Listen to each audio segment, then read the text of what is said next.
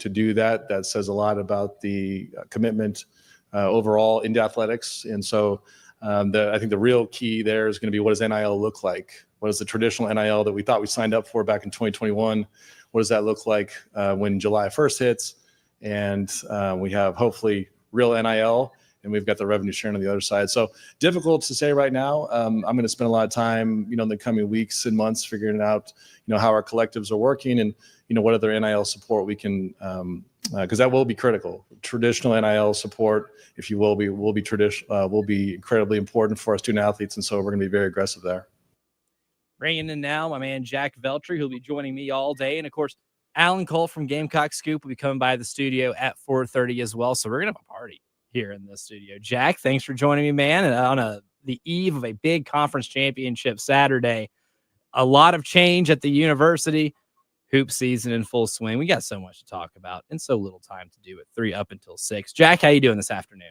I'm doing great, man. Thank you for having me on. And yeah, man, it's a crazy time of year. Like, think about Tuesday going into Wednesday. So Tuesday, you have the whole college football playoff buzz, like a South Carolina get in. You got Shane Beamer basically on the campaign trail going around to different shows and podcasts and stuff and making his case for South Carolina to be in the playoff. And then Carolina doesn't get in, and it's this whole thing. And then Wednesday, you got National Signing Day. You got the CFP snub talk and stuff. And then also you have an AD being officially hired at South Carolina. And that leads us into yesterday when Jeremiah Donati officially becomes the athletics director, approved by the BOT. So a lot's going on. Transfer portal's opening up on Monday, but I think we're all ready to roll. And this is it's busy season, I guess, right? Yeah, it absolutely is. And you were there yesterday. You got to take it all in, be able to observe a little bit. What were your first, I guess, initial takeaways or your first impressions of the new athletics director? I thought, in terms of trying to win the press conference, I thought they did a good job of getting him out there, explaining a lot of things, what his vision is for the athletic department moving forward. But what were kind of your first takeaways? Yeah, so that was my first time, obviously, really getting a chance to hear what Jeremiah's had to say. And I've read up a little bit on his background and stuff. Like, obviously, he comes from being an AD at TCU since 2017. And before that, he was at Lee Steinberg Sports and Entertainment, which is one of the bigger sports agencies in the country. So that's a really different background when you look at Coach Tanner and his background coming from being a 2-time national championship winning head baseball coach at Carolina right into being the AD back in 2012. And so Jeremiah, look, he's got a much different background. Like I said, sports agency, law degree, AD at TCU for a while. He's younger by a good margin. He's only 47, I believe. So I really liked what he had to say. And yeah, like, there is such thing as winning the press conference and stuff. He did say all the right things, in my opinion. Like, he made it a lot about us, like, as in everyone, and not just him. And, the South Carolina in general. Like, yeah, he's not from around here. Yeah, he's not a homegrown guy. I know a lot of people are probably going to be skeptical of him just because of that. But, I mean, you can't lie and help but think, like, this guy has a lot of good to bring to the table, because you hear what he says. You hear how he wants to build on what's already been built here. And I think that's a really strong sign of what could come. Yeah, I like the question you asked, because you kind of went the Lee Steinberg direction yesterday when asking him a question in the press conference. And I think that's what maybe separates him, or maybe makes him even more qualified to maneuver through an NIL landscape, is because he's got so much experience working from, like, the agency side. And Lee Steinberg, a famous sports agent, had some really valuable experience that he's had in that realm. And he's definitely used it to carry over during his career as the AD at TCU, especially with, the string of success that athletic department has had over the last few years. And I want to go ahead and play that clip of what you asked him yesterday, just about the benefit of the experience that he had working under Lee Steinberg. Well, Lee, if you're watching, I love you. Hope all's well in Newport Beach. Lee actually represented a student athlete here not too long ago at USC. At the time, I wouldn't have known, right? Because, we were doing marketing deals before there was NIL. In fact, I always thought it was interesting that, the pros could could do NIL deals, but the college students, couldn't. So when NIL started becoming a concept, if you will, I was one of the first that was an advocate for it. So all that to be said, that experience was invaluable, and Lee was so great to me. He's a mentor. For those of you who don't know Lee, you can watch the movie Jerry Maguire. He's the inspiration of that movie, and I'm forever grateful for the 5 years I had with him in California. So it was, at the time, I never would have imagined that getting a law degree and working in a sports agency would prepare you so well, for the post-COVID NIL world, but it did, hopefully. And so here we are. But I'm very grateful for my time with Lee. Yeah, and that makes it a unique hire. What I think makes it a really forward-thinking hire, just because of all the obstacles that you're going to have as an athletic department now that you have to deal with the settlement from the House case. Revenue sharing is something that is going to be the forefront of his responsibilities, and how to manage that and be able to do it efficiently without sacrificing, I guess, any of your prowess as an athletic department. But when you hear that response, Jack, and you look at his background and his ability to fundraise, how does that kind of make you feel about the future moving forward, considering all the obstacles that just college athletics has in general? I think he's well equipped to handle it, right? And again, his background is what is the backbone, essentially, of what makes many people, including myself, feel like he's qualified to do this. Like, yeah, we might not know a bunch about him right now, but based on what he's done in the past and stuff, he has, I think, the support from obviously the university and many people out there that, like, hey, like, this guy can do it. And it's such a different change of pace. It's actually a complete 180, to be honest, from what we have, like what South Carolina's had in the past with athletics directors and stuff like that. It's so different. It's so unique. And yeah, like, college athletics are changing drastically. Like you said, the revenue sharing and NIL is only continuing to grow and develop into this insane thing that, honestly, like, most people probably couldn't handle. But the fact that, with the fundraising and stuff and what he's done at TCU, and, the fact that with Lee Steinberg, like he mentioned, he had to deal with, pro athletes and all that stuff. And then once NIL started becoming like a more like potential thing, he was an advocate for it. So I think he's got a firm grasp on what to do in these situations here. And I think it's going to, all the things he's done before will serve him well. And one thing that I was interested in too, and one thing I'm always curious about, when somebody who's in a position of being an athletic director, or even a head football coach, head basketball coach, baseball coach, whatever, when you're getting a position where you are controlling a large entity, I think it's always fascinating to know what your pitch is to your potential employer, right? What is your vision for things moving forward? How did he sell himself to the university? He was asked that yesterday about what his pitch to Carolina was during the entire hiring process. What was my pitch to the president and to Thad? We talked a lot about adapting to the changing environment, and I think, as I mentioned in my comments, it's we're talking about revenue sharing with student athletes, which is more or less changing college athletics forever, right? But guess what? There's more coming, right? Because sooner or later, they're going to be student athletes. We're going to have the discussion about them being employees. There's a bevy of other lawsuits there that threaten our model, if you will. And so we're not going to be able to solve all those problems, in a vacuum. It's going to take a lot of forward looking. It's going to take a lot of collaboration. And so, I was trying to impress upon them that, we're going to be ready for that. And we're going to be, that's one of the things I think I can bring to the table. A couple of things, candidly, I thought were really intriguing about this opportunity were the stadium renovations potentially. I was fortunate to do that twice, or to be a part of that twice at TCU, and in the multi-use entertainment district. You think about building together. I've seen other examples of that around the country, but having a connection directly to the university and have this branded South Carolina Gamecocks is pretty special. There's not many places in the country that could pull that off. So, we're going to, over the coming months, we'll do a better job of coloring our vision. I need a chance to really understand. This is not a fixer upper, right? This is not here because things are going poorly. Things are going really well. And the question is going to be, the challenge is going to be, how can you fly higher? So it'll take a time to understand where those, like any gaps in excellence are and where those opportunities are, but we'll be ready.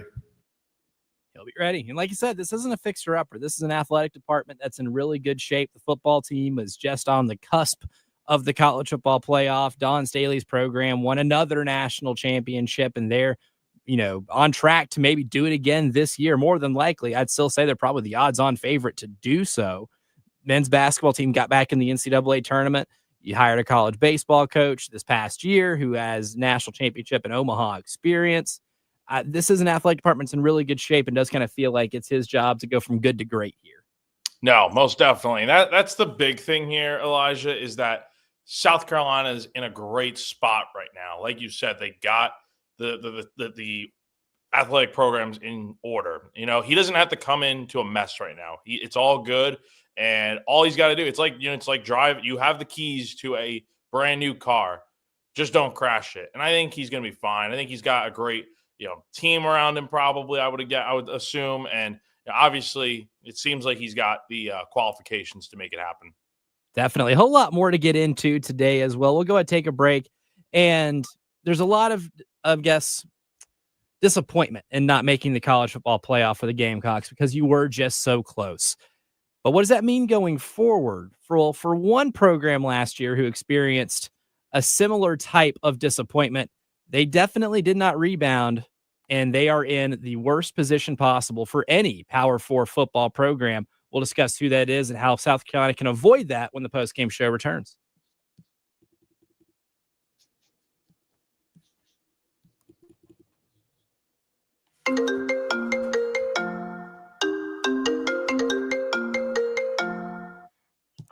Hold on. 1 second, Mom. No problem.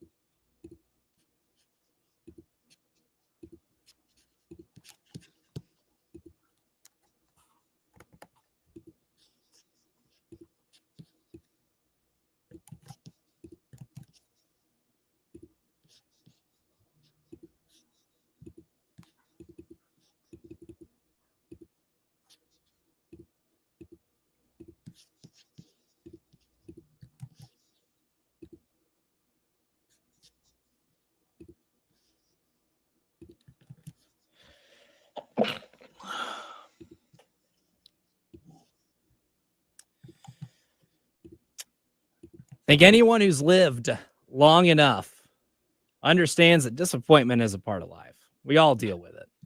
And it's disappointing what happened with South Carolina in the college football playoff, because a team that won its last 6 games and did so in impressive fashion, including a thrilling win at your biggest rival, who, also in the top 15 in the college football playoff rankings, just missing out on the college football playoff is a bummer.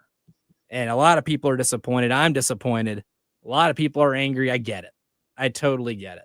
The fact of the matter is the South Carolina Gamecocks will not be in the college football playoff, but there is some good momentum moving forward. How do you keep it? Well, Jack Veltri, I was reading on The Athletic yesterday. It was an article from Bruce Feldman and Matt Baker called Inside Florida State's Historic Fall from 13-0 to its worst showing in 50 years. They won every single game last year, Jack, and then turned around, didn't get into the college football playoff, had to go play in the Orange Bowl, and Georgia beat them 63-3 because half the team or whatever opted out, and they just didn't care about being there. And in this article, they detail about the team not caring about being there, about there being no excitement to play in that game, and that's human nature. But Georgia handled their disappointment significantly better than Florida State did, beat the hell out of them in an Orange Bowl, made a statement, and then Florida State comes back this year and very well chronicled here in this story was the lack of hunger from the returning players from last year to this year, where the year before in the offseason, Jordan Travis would bring players to do extra work in the summers. They'd meet up, they'd put in the extra work. And this year they didn't have that same type of fire in the offseason. That was a rejection that they have not handled well, clearly, because now they are 2-10 and had the worst season in program history. It is very bleak. And I know South Carolina fans would like to see what happened in the last 6 weeks of this season get to carry over into next year. A lot of things chronicled in this article were not just the change in attitudes of players from one year to the next, the disappointment that lingered from one year to the next, but also whiffing on transfer portal acquisitions. They acquired a lot of talent in the transfer portal, but a lot of it were players who weren't necessarily good at their last stops. They were 4 or 5-star guys who went to places like Alabama and Georgia, couldn't get on the field, and it turns out there was a reason they couldn't get on the field. They chose DJ Uiagalelei as opposed to Cam Ward because it might be a cheaper option with NIL. And DJ did not play very well in the games he did play and ultimately suffered an injury that kept him out for the rest of the season. Would his presence save the season? Probably not. Again, he didn't play particularly well in the early part of the season when he was healthy and available to play. It's the ultimate nightmare scenario for a Power 4 school who won their conference, went undefeated, did everything asked of them, missed the playoff, and looks like they may never recover, and they're having a massive season coming up because they have to show there is some type of pulse in Tallahassee. I'm not saying South Carolina is going to be that, Jack Veltri, but I'm asking the question out loud, what can they do to avoid being that? And are there lessons learned with Florida State that South Carolina can apply to make sure that this isn't just a one-year wonder? Well, I think South Carolina is already on the right track to making sure they don't end up just like Florida State. Number one, you look at the recruiting for Florida State, and I've seen so much on Twitter and stuff that, Florida State's flipping all these guys and stuff. They're going nuts. I mean, they have the 27th best recruiting class in the country, and that is not particularly great because you're sandwiched right in between TCU and Kentucky, and you don't have any 5-stars coming. You have 7 4-stars and 11 3-stars. So that's just from National Signing Day. And South Carolina, meanwhile, has got 15 3-stars and 25 4-stars. They were able to sign 21 of their previous commits, which is crazy that none of that, like they got everyone to sign, including like Lex Cyrus and some of these other guys, even Christian Ingram signed to South Carolina. And you got 3 other guys to flip.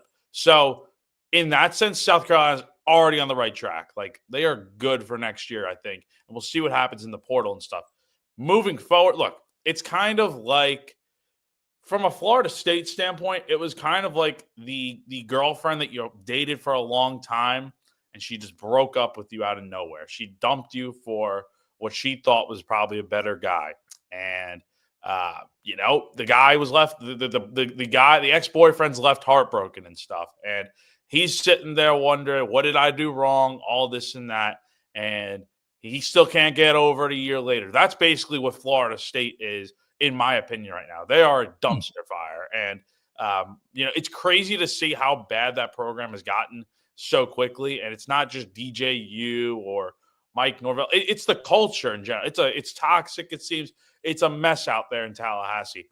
South Carolina, look, we will find out for sure how they deal with disappointment here in a few weeks. But look, obviously, Shane Beamer and the team, we haven't spoken to the players since it happened, but you can see some of the reactions on social media and stuff. Like, some people aren't in agreement with it, obviously. Shane Beamer obviously let his frustrations out the other day. But you know what? Like, and I've seen this from the fans on social media and stuff. It's like, move on. Like, you see yesterday, the mayor randomly deciding to put out that statement about how bogus it is that South Carolina is not in the playoff and stuff.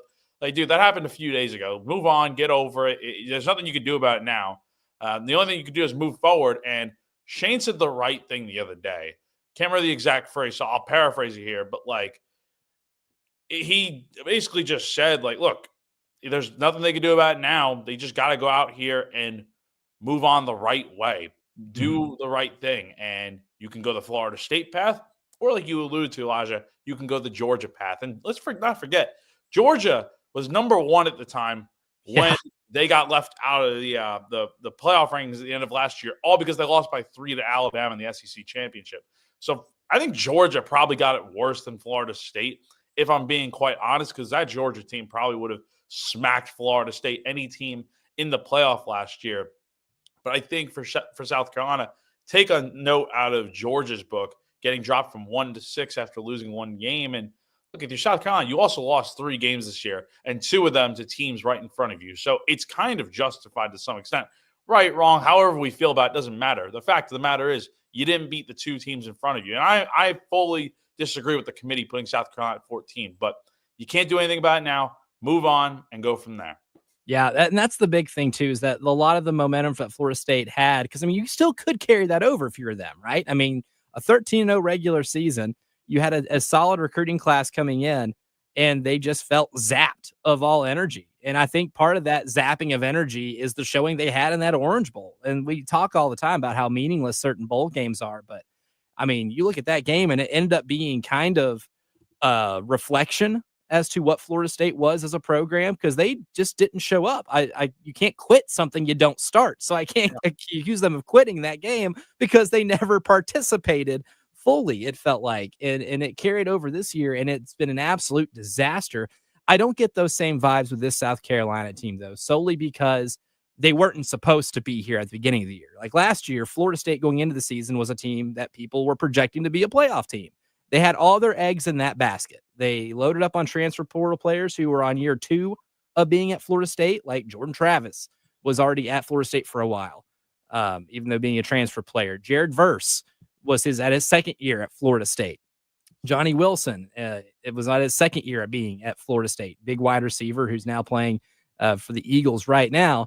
And it's one of those things too. They developed that momentum, and they had a year where that was it. That was the year for them to make the run. And then you had all the losses. How do you come back? And that's one thing that I want to talk about here in this next segment is you mentioned recruiting. Florida State didn't keep that recruiting momentum. You can look at South Carolina's recruiting class 2 ways, as there might be some hidden gems here, or, oh man, yeah, we're top 20 in the country, but that makes us 13th, in the SEC. It's easy to be discouraged by certain rankings like that, but I think I've got a pretty optimistic view on what to look at when it comes to South Carolina avoiding being Florida State. So we'll break down the recruiting class a little bit now that we've got Jack on to give us his thoughts on the signees and so much more. And keep listening. We'll be giving away later this hour tickets to tomorrow's men's basketball game between South Carolina and East Carolina. More when the postgame show rolls on.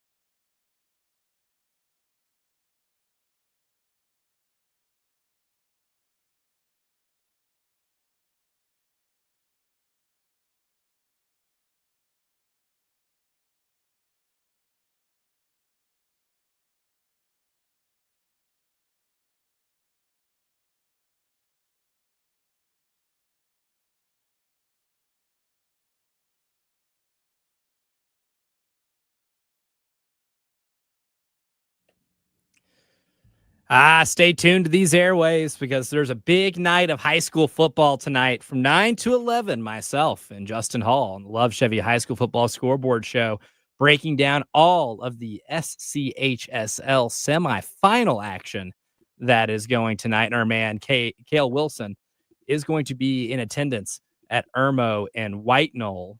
So maybe there's a player there at Irmo that Carolina fans might be mildly interested in wide receiver Donovan Murph, because he can do a lot for that football team, and he'll announce his commitment, who he signs with at the Under Armour All-American game, I believe, on January 2nd. So a lot to look forward there, but listen in tonight. We can tell you how they're doing. My man Cale will give reports 9 to 11. Again, the Love Chevy High School Football Scoreboard Show here on the game. But right now, up until 6 o'clock, it's the Postgame Show. Myself and Jack Veltri kicking it with you right now. My man, Alan Cole will be coming and joining us in studio here at 4:30 and for the duration of the show. So we're going to have a Gamecock a Gamecock press row party here in just a little bit. But Jack, we're talking about South Carolina avoiding a hangover, right? Well, maybe hopefully not to the extent that Florida State does, but part of avoiding that hangover is to keep bringing in great talent. You're going to lose a lot of players, specifically on the defensive side of the ball, but you're bringing a lot of really good players back. Can you supplement that departing talent with incoming talent that can help you for years on end? And we haven't had you on this program since the signing day class was announced, but I want to get your thoughts on a few of these players and the class as a whole too, because someone might look at it and say, wow, it's a top 20 class. And then on the same, other side of the coin, someone can say, it's not a top 12 class in the SEC. There's a lot of different ways to look at it, but I'm more of a glass half full kind of guy and think that there is a ton of untapped potential here in this group that they're bringing in. Most definitely. Look, people are going to scoff at the fact that you said, Elijah, that, yeah, they're not towards the top of the SEC. Well, look, everyone is good in the SEC. Like, everyone can go out there and recruit. All you need to do is literally sell them on the fact that, yeah, you're playing in the SEC. This is the best of the best in college football. So it's pretty easy to sell them on that. I will say, though, 19th, and for what you did on Wednesday, massive. Like, again, I think it's hard to understate overstate, I should say, how important it was that South Carolina was able to sign all 21 of its previously committed players. Like, again, as I mentioned before, there are guys that easily maybe could have went a different direction. Like, you obviously had Lex Cyrus as a perfect example. He's from the state of Pennsylvania, and you're able to keep him away from, signing with or, decommitting and going to like Penn State or something, because Penn State was heavily involved in his recruiting process. So you were able to do that. And then you were also able to sign the rest of that class. Not to mention, you flipped 3 guys and got a big commitment from Christian Ingram, who decided to sign with you on Wednesday. So I think all in all, they did a great job. Again, it is a total team effort to get this job done, whether it's Darren Usher or Shane Beamer, Jessica Jackson, literally the entire team over at the facility. I mean, they're doing a great job right now, and I think they really got better in some positions. I think wide receiver, they are obviously getting really solid in. You got Mike Tyler coming in at tight end. I think that's another big area. You would like to probably have more at some positions, maybe on the offensive line, maybe more at D line. But like overall, you're going to get more of that in the portal too. Let's not forget that the portal opens up on Monday, and you're going to be able to get some guys. Like, you can sell them alone on the fact of like, hey, we were this close to making the college football playoff. You can come in, be that piece that helps us get over the top and gets into the hunt and into the picture. You could sell them on that. You can also sell them on the fact that, hey, we just had a potential 10-win season, assuming they win 10 games here. We just had a 10-win season, and we're coming off a great year. And, who wouldn't want to be a part of this place? Like, Shane Beamer's talked about how this is a very popular place right now, and I fully believe him. Yeah, absolutely. And ironically enough, one of the players that you got to flip during the recruitment process was wide receiver Malik Clark from Rock Hill High School, who was committed, ironically enough, again, to Florida State. Yeah. And, I mean, it's amazing what program momentum can do. And I have a good feeling that a lot of that that flipping ability isn't just staying closer to home, but it's that, hey, look at the trajectory this program's going into right now comparing to the one that you originally committed to. And that's just another thing that Florida State's having to live with, is they are losing a lot of players that are flipping to other schools because they had such a disastrous year. And that's what makes this upcoming year so important as well. And you mentioned the transfer portal, and having to hit on those players is huge. But you want to know I think it's my biggest hot take when it comes to recruiting, Jack. What's that? It's that I don't give a rat's that South Carolina was 13th in the SEC. Actually, they were 12th, just to be clear. Yeah, well, just for the people out there that really care about the fact that, like, dude, they were 19th in the country. That's really, really good. It is. And the space between like number 19 and 10 is what, a player? Literally. Is maybe an additional player. It can be really, really close. But at the same time, what I care about more is development. I think you should be at least a top 25 class every year. But when you're competing in a conference that has Georgia, Alabama, Auburn, Tennessee, these massive brands, Texas, that recruit themselves, right? And they've always recruited themselves. They've always done this when it comes to recruiting for some of those programs like Tennessee and Texas. It's a matter of just not getting your bleat together whenever it comes down to actually coaching players on a football field and being a functional member of the Southeastern Conference. But the big thing here is development. I really like what they've done with development so far. And here's one of the reasons why I just don't care as much, get caught up in enough in terms of team rankings within your own conference. I used On3, your lovely website there, Jack Veltri, as the frame of reference here, because they came out with the true freshman All-American team today. And cool news, Dylan Stewart was named On3's defensive freshman of the year, true freshman of the year. And Josiah Thompson was named to that same team for the all-true freshman team. But there were 23 players on that list, Jack Veltri. Would you like to guess how many of those guys were 3 stars or less? I don't have the list pulled up in front of me. I'm pulling it up now, but I'm gonna guess. I don't know. You want to fill me in? I'll go ahead and fill you in. 9. 9 of those guys were 3 stars or less. One of them did not have a single star attached to his name when you pull up his On3 profile. Wow. And that would be Louisiana Monroe running back Ahmad Hardy, who had a ridiculous year. Louisville running back Isaac Brown wasn't even the highest rated running back recruit in his own class for his own team. The Louisville 2024 recruiting class had 2 running backs, and Isaac Brown was the second highest rated of those 2. Yet he had a fantastic year. Ask Clemson how good Isaac Brown has been this year. And he is an On3 true freshman All-American. They develop fast, and a lot of these guys can be late bloomers. My thing is, what I like about this staff is Darren Usher specifically being the director of player personnel. And we had him on back in the summer when he took the job, and he talked about his experience recruiting Leighton Vander Esch, who was playing when he was at Boise State, doing similar work for them and evaluating talent and identifying it. And he mentioned that Leighton Vander Esch wasn't as highly touted a recruit because he's playing 8-man football, but they saw something they could work with. And sure enough, he goes to Boise State, he develops, and he's an all-pro level linebacker in the NFL for the Dallas Cowboys. And so I look at that kind of DNA that this coaching staff has and identifying talent that they can develop. I mean, look at Mazio Bennett, a guy, I think he was a 4-star with some by some websites, but I mean, he came in and was an instant impact player, and he produced a whole lot more than a lot of 4 or 5 stars that you look up and down the board when you look at these recruiting rankings. Getting guys that can play, maybe not just right away, but guys that you can have make instant impacts is a big thing that I'm looking for, especially when you're trying to push this type of momentum forward.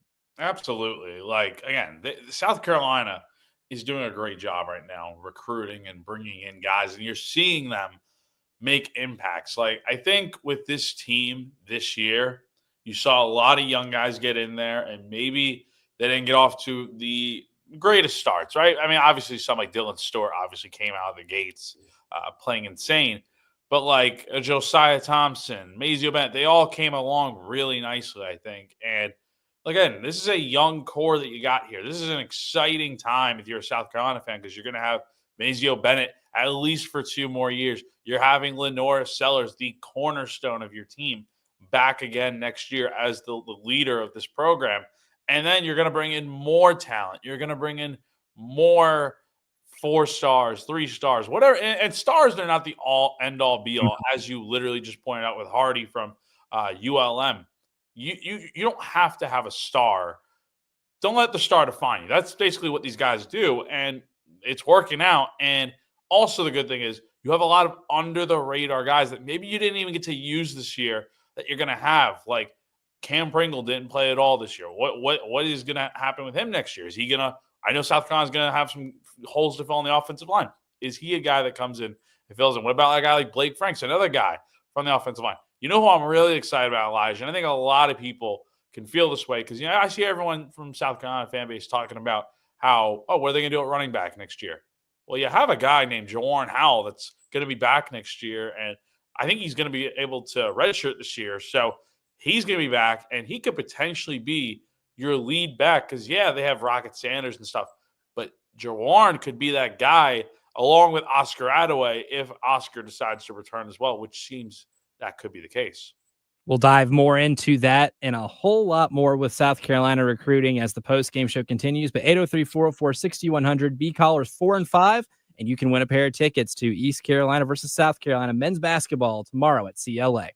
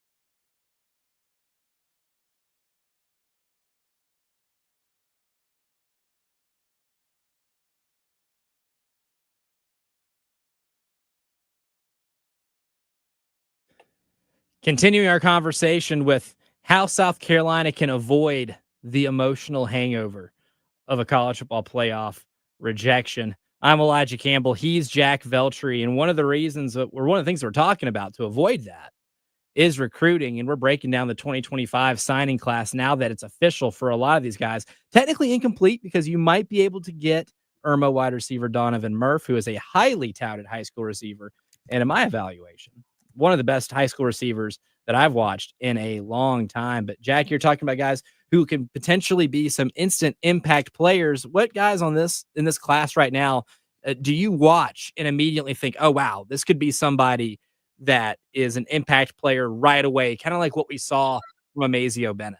I think right away, the number one guy that a lot of people are going to say, I think it's got to be Xavier Hardy. I think that has to be the guy that many people expect to make an early impact. He's a 4-star defensive lineman, 6'5", 260. You'd like to see him bulk up a little bit more. 260 in the SEC. It's fine at JUCO, but it's not going to probably cut it. When you're in this league with other guys that are going to be your height, but probably bigger than you, especially on the D line. So you want to see him bulk up, maybe get to about that 280, 290 range, maybe. But I think you like what he brings to the table. Again, he was a guy that was committed to Mississippi State, but you got him to flip, and that is a huge deal. So I think he's probably one guy I would say for sure that you can go out here and see make an early impact. I'm also interested to see how maybe some of these other guys on defense maybe make an impact. I don't know about the receivers just yet, even though they have a lot of them. You could totally see some guys, maybe like a Jordan Gidron or maybe even like Malik Clark or Lex Cyrus come in and play right away, maybe make an impact. But we'll have to see what happens. I mean, look, Mazio Bennett is a prime example of freshman coming in and playing right away at receiver, but it also depends on what South Carolina retains next year and what they bring in via the portal. Another guy I think that we could see on the come up making an impact, I think would have to be Mike Tyler, right? Because he's a tight end. You're losing Josh Simon. I would assume you'll get Brady Hunt back next year, and you'll obviously have Mike Smith back as well. But like, you see what you could have with Mike Tyler. Like, he's a local kid. I think he could be a guy that we're seeing on the field for sure next year. And with the way South Carolina likes to use tight ends and get those guys involved, I would not be surprised if we see a trio of guys making an impact next year. Yeah, Mike Tyler's a fascinating player too. I mean, he's made some big time plays in his high school career too, man. I mean, that diving catch to win the state title just a few weeks ago against Porter Goud is one of the better athletic, plays you'll see on a high school football field anywhere in, the continental United States. He's a really impressive talent, and it is a program statement to be able to flip any recruit from LSU, whether or not you have the home backyard advantage or not. It's still a pretty big recruiting win. One player though, Jack, that I didn't really watch a ton of until recently when kind of evaluating a lot of these players in this class, that I turned on his film and it just popped. I fell in love with watching this kid play, is Kendall Daniels from Norfolk, Virginia, a safety. I think one of my favorite things I've said on this show before, that one of my favorite things about him was when I turned on his huddle tape that, they have attached to some of these recruiting websites. The first play I saw was him blocking a punt, and then his closing speed on offensive players is really impressive. And it looks, college football ready, even as a junior and senior in high school. It was really impressive to me. It was one that really popped. And when you're losing Nick Emmanwori, it's not official. I know, so I'll put that out there. Not official that Nick Emmanwori is foregoing his final year at South Carolina, but I mean, he's going to be a draft pick. I would expect to see that, but you never know. You never know. But that's a player that I think could really step in there and fit those shoes. But you hear the music right now. Hour number 1 wrapped up. Hour number 2, we're going to get into a little bit of this action happening tomorrow in college football. It's Championship Saturday. What to watch for, and we'll continue our discussion on how South Carolina avoids the emotional hangover going into 2025. Hour number 2 coming up.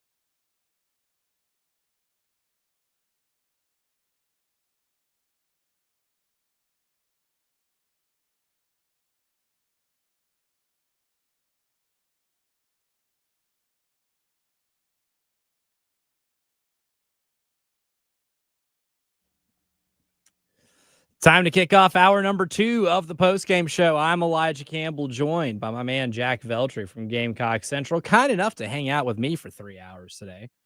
Unfortunately for him, Jay Phillips taking the day off. Man, just guys being dudes.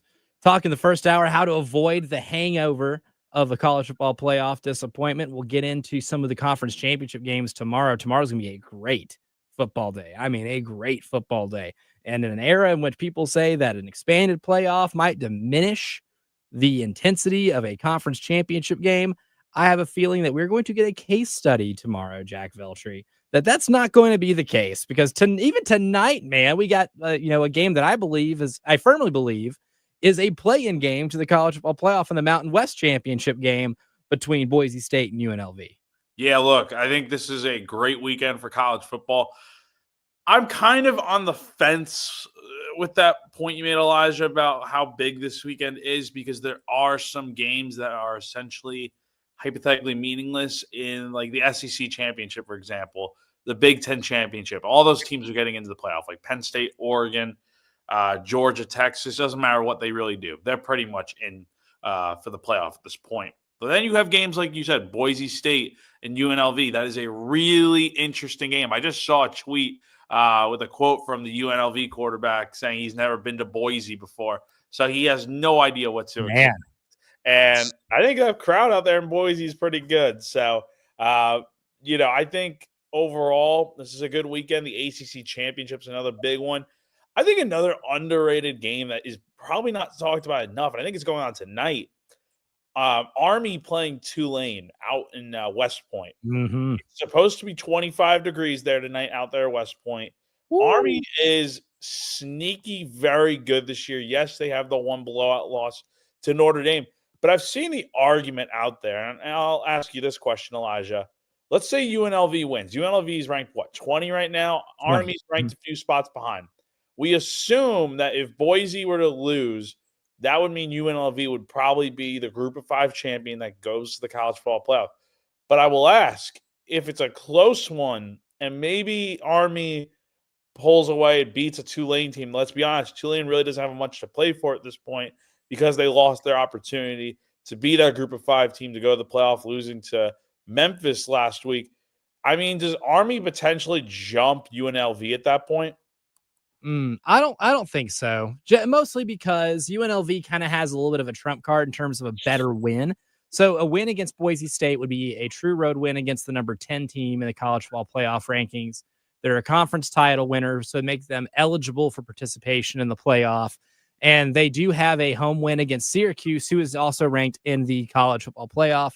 Looking through Army's, their wins. And of course, like, the Army does one thing that I respect when you play a schedule like theirs is if you're going to win games against bad teams, you better beat the hell out of them. And they've beat the hell out of a lot of really bad teams. And so to me, like, that is part of a qualifier, right? Like, your strength of schedule may be low, but I'm not totally discounting it, because you can beat up on your opponents and you take care of business. But the loss to Notre Dame is definitely a killer for those hopes. But UNLV does have a couple of Power 4 wins. One of them being against Syracuse, against 9-3 Syracuse, and being one of their only losses on the year, a team that is ranked in the college football playoff. I think that is a big plus for UNLV, or at least at least for them to make their playoff case. But it would be close, though. That would be a lot of drama, right? For that to happen. And UNLV, listen to how we talked about them a couple of months ago, right? A couple of months ago, their starting quarterback, they lost to Syracuse. My bad. Corrected. They did beat Kansas, though, and they beat Houston. So those 2 Power 4 wins, but they lost to Syracuse in overtime. I knew I might have misremembered that. But so they don't have that win. But they do have a close 3-point loss against a team that is in the top, 20 in the college football playoff rankings. But if you look at this UNLV team, they lose Matt Sluka because he walks out because of an NIL dispute. And we think, oh, man, that's it for this team, right? And then Haj Malik Williams comes in and lights it up. Like, this team offensively is so much fun to watch. He's been their leading passer and rusher for 4 of their games this year for UNLV. The guy's a total dual threat. The go-go offense is a whole lot of fun to watch. And it turns out they don't really need Matsluka. Maybe the better quarterback started the season as the backup the entire time. He's a Campbell transfer. Go Fighting Camels.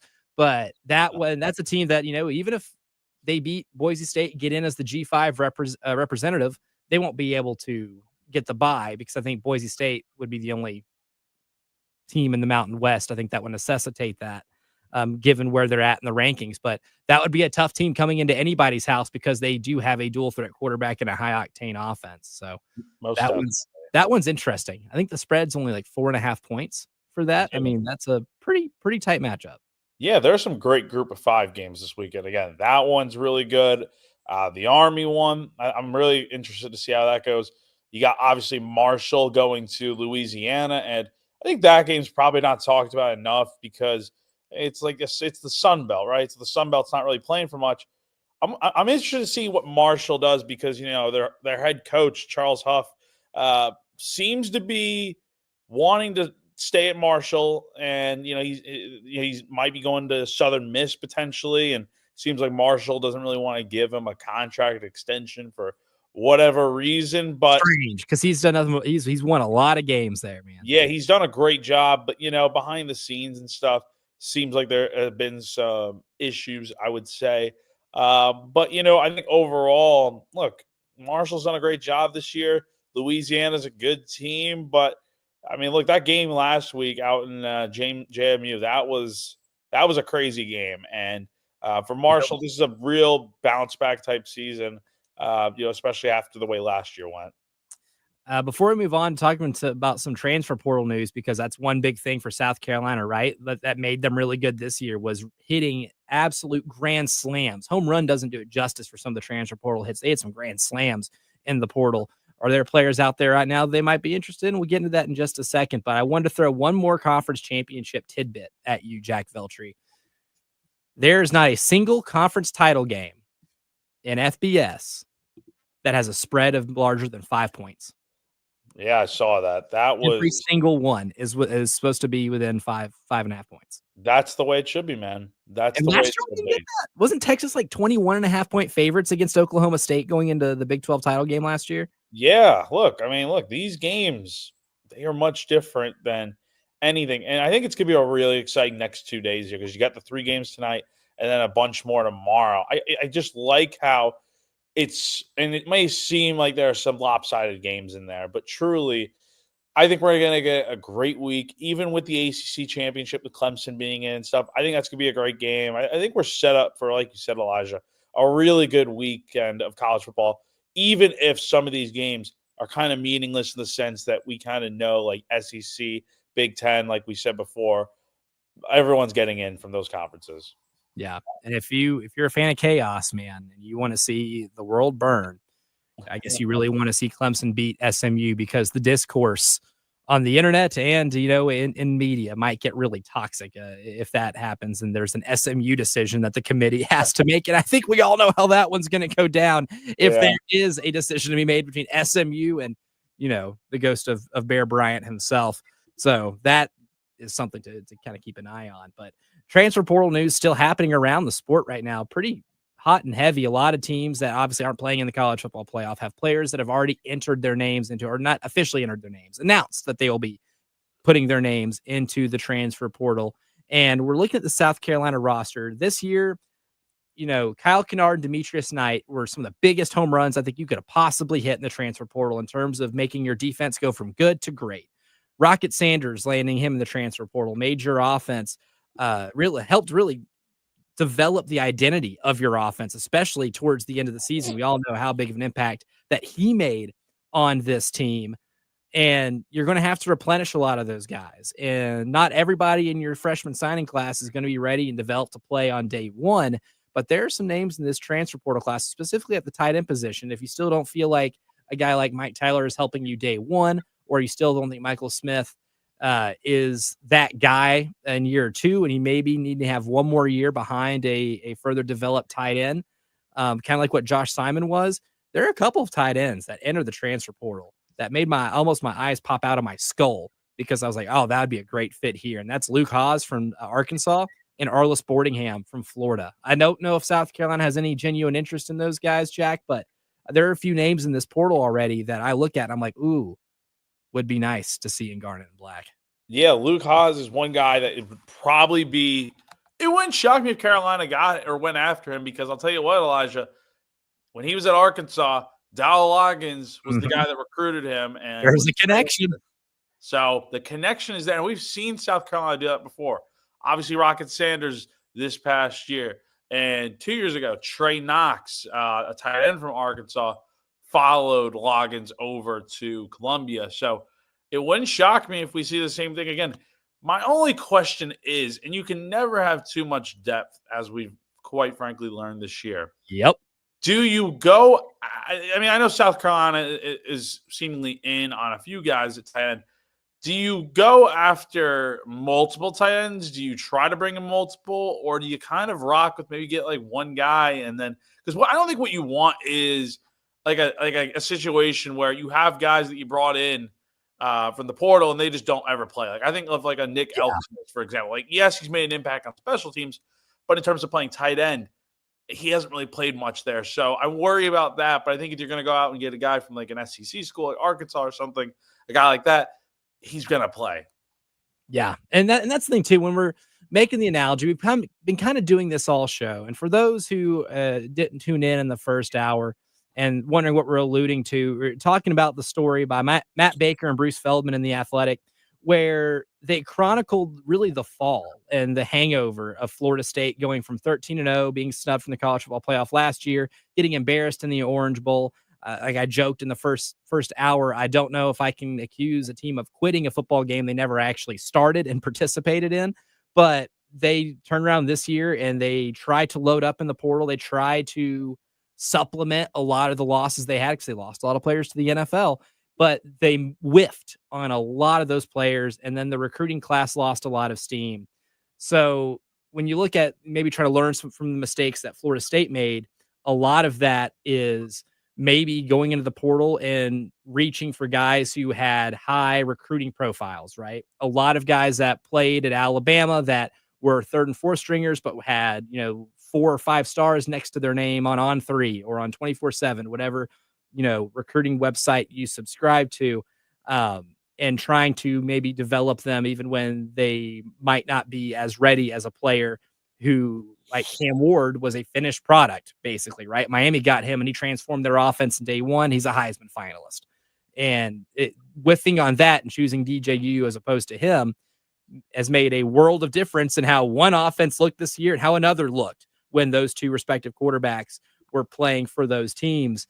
I think when you look at this portal class already, that we're already seeing trickle in a little bit, because we're going to be drinking this information through a fire hose here in a couple of days. But from the early names, man, there are some positions of need that I think are guys that you might have relationships with and that could be really obtainable and can automatically help you because they were productive college players. Yeah, you're gonna definitely have to go after a few main positions. The ones I'm thinking of right off the top of my head, offensive line. I think you gotta go get a few starters potentially. Obviously, you have a lot of young guys, but you need some of those vets like a Torselli Simpkins or a Kamar Bell that you will be losing that you need to bring in.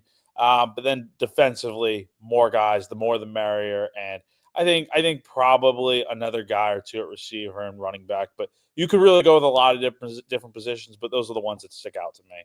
Yeah, certainly. We'll dive into more of those.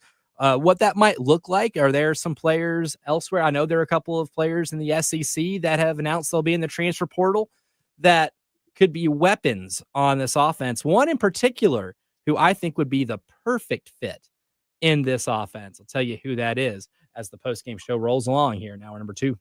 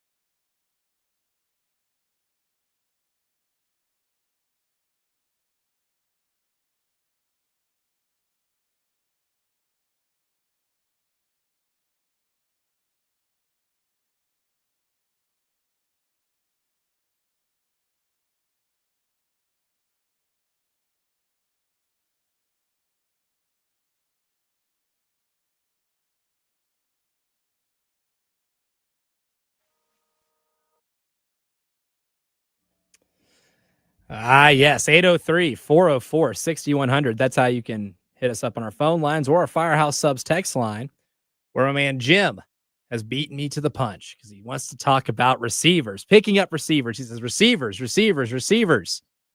And that's kind of what I was leading into in this segment, Jack Veltri. I'm Elijah Campbell. He's Jack Veltri, hanging in lieu of Jay Phillips today. And Jack, when I looked at some of the names that entered the portal early, one name that I saw, and I don't know how likely it would be or if there's even interest from South Carolina's side, but a man can dream. I like to hypothesize here. How good Kentucky wide receiver Barian Brown would look in garnet and black and fit in this offense, given that man's speed and his ability to change things on special teams, because he might have been one of the nation's 2 or 3 best kick and punt returners.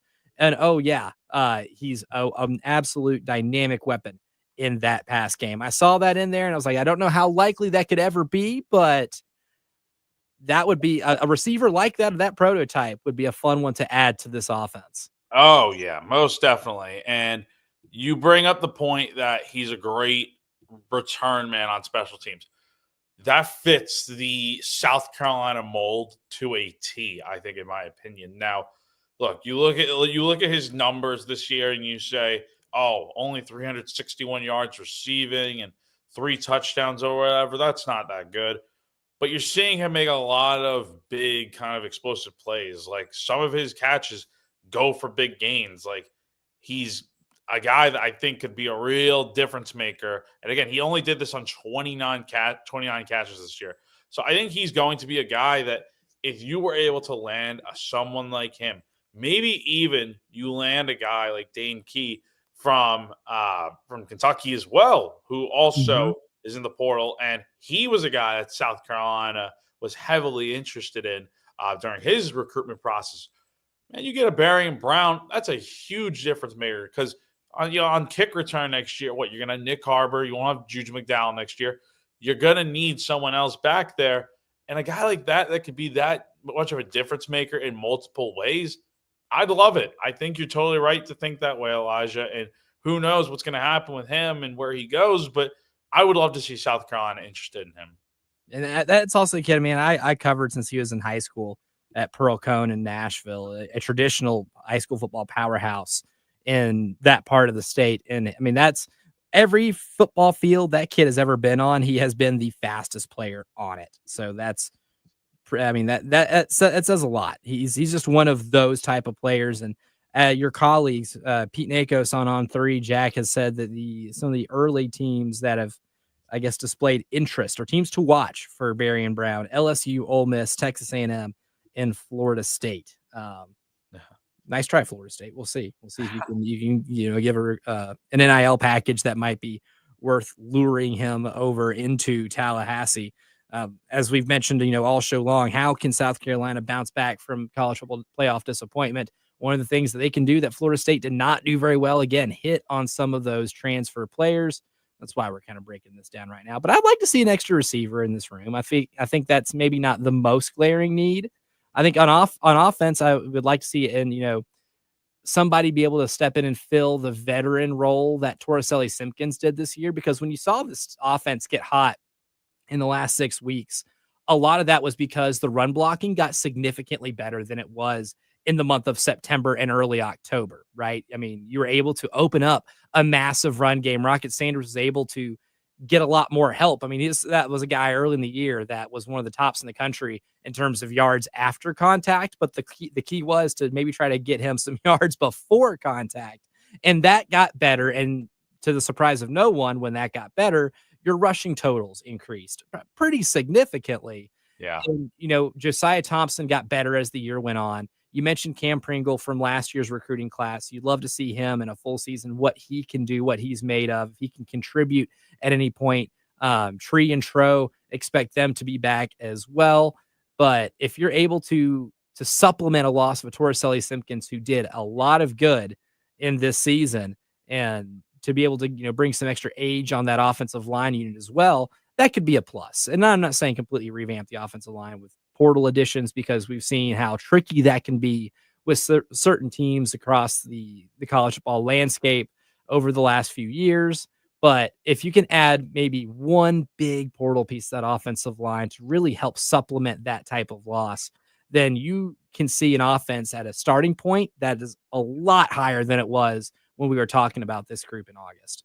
And you're totally right. I think when you talk about offensive line and going after guys in the portal, it can be tough to revamp an entire unit. And we've seen that. I'll give an example, like Colorado, for instance, with Dion going out into the portal, building your entire roster from the portal. And granted, I think Dion's done a much better job in high school recruiting now. Like he can sell guys on his name and get them in there. But with the offensive line, Colorado's had a bad offensive line. But you see now this year, they went out, got some pieces. They're better there now. And so I think with South Carolina, I think you're probably right, Elijah. Like, I think you have enough young pieces where you can deal. But I think you probably want to bring in a guy or two. And if there's one position in particular, I think that if you were to get one guy, pick, between the two guard spots and the center position, because those are the three spots South Carolina is going to be losing starters, I think you got to go center. And Rashawn's a big loss. Yeah. And Rashawn Lee is a huge loss. But the good news is you are going after a guy that, I'm not going to give it away. You can go read on GamecockCentral.com. That's a tease, baby. That's a tease. That's how you do it. South Carolina's got one of the portal centers visiting pretty soon here. I think you got to go after someone like that can anchor the entire offensive line, because the center, in my opinion, is the captain of the offensive line in most cases. And losing a guy like Vershawn, that's a huge loss from a leadership standpoint. So you definitely want to bring someone in like that, and we'll see what happens. But I wouldn't say no to more additions. You want to fill out all three spots in the offensive line with transfers, by all means, go for it. You kind of did it with two guys last year with Kamar and Torselli. But is it going to translate over into more success every year? Can you do that and find the right guys that make it happen? I think South Carolina can. We're just going to have to see next season if that'll be the case. That's where striking the balance can be pretty delicate, right? I mean, you don't want to completely overhaul a unit that is so contingent on chemistry, right? Your offensive line being really good sometimes is good because you have a lot of solid pieces that have experienced a lot of continuity. And I think that's one of the reasons why this offensive line unit improved so much, especially from a run blocking standpoint, from the beginning of the year to the end of the year, because you just straight up didn't have the injuries you had last season. And instead of going the first 9 or 10 weeks of the season with not having the same back-to-back starting five on the offensive line, you basically had the same starting five on that offensive line all season long. And give or take a half or two here where Josiah might got hurt and Tree came in, like in the Vanderbilt game, you had a ton of consistency with that unit. And I think that's a really big thing to look for. I don't know how much you want to tinker with that in terms of bringing in new people, but that's an interesting, balance to try to strike. And it's one that I think college football teams across the country have had just various inconsistent results on. No, most definitely. And it could either blow up in your face or it can work out really well. And the thing with South Carolina was this past season, or this season that we're still in, you saw that this offensive line was putrid through the first few weeks of the season. But by week, I can't remember what week I really felt like it started clicking. But I feel like ever since the winning streak started and the offensive line got better, you saw everything kind of mesh together and the sacks were kind of getting reduced and stuff. Granted, the final 2 games of the year, I felt like the blocking was a little bit suspect at times. But overall, when you have a guy like Lenoris that can run around pretty well in the pocket, it's okay. You can work through some of the deficiencies. The offensive line's only going to get better. And starting guys like Tree and Tro last year and Josiah Thompson on the left side this year and getting Case and Henry back this year from injuries, you're going to be better off because of how long these guys have played for now right out of the gate. So I think South Carolina's offensive line will be fine. But if they add another guy or two, I think that would go a long way. Certainly. And we're about to add one. It's been me and Jack here for the first half of the show. My man, Alan Cole, a friend of the program and a fellow, coverer, I guess, journalist for the South Carolina athletic department. There was really no way for me to word that correctly. I kind of stepped in it, but Alan's going to join us as well and hang out with us the rest of the show as well. And we got so much more to talk about. the construction of this team in the offseason, the direction that it's going. And we'll also talk about these massive games happening tonight and tomorrow in the world of college football. You're listening to the Postgame Show here on the game.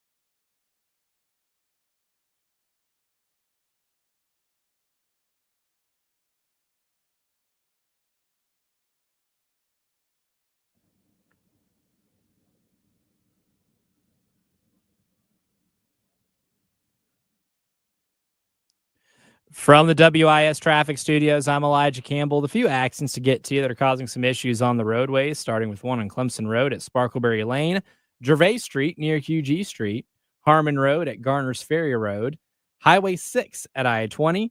We got two on 26, one eastbound at I-20 near exit 107B, and another one 26 westbound just after Sunset Boulevard near exit 110.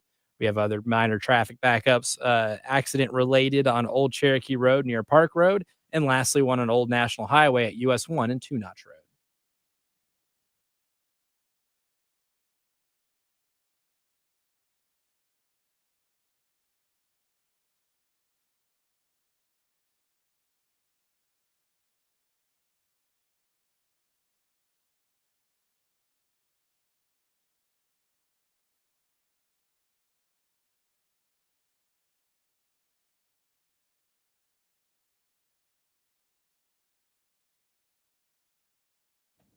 And what we are talking about, big weekend in college football, how the Gamecocks can move on into next year with some big losses and some unfortunate disappointment with falling just short, about as short as you could possibly be almost, to the college football playoff. I'm Elijah Campbell. He's Jack Veltri, and he is Alan Cole. We got a party now.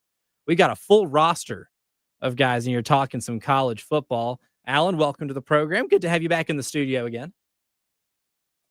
Yeah, good to be here. Nice to be around on a Friday again. I think I went 4-1 on the picks last time I was in here, so maybe there's some good mojo. I mean, you're like 4-1 in the last 2 times you've done picks with us. Like that's 8-2 for you mathematicians at home. So 0-5 this week. That's usually how it goes. Yeah, that's how it ends up going. And we'll definitely pick all the games this weekend against the spread. Jay and I did the wild card showdown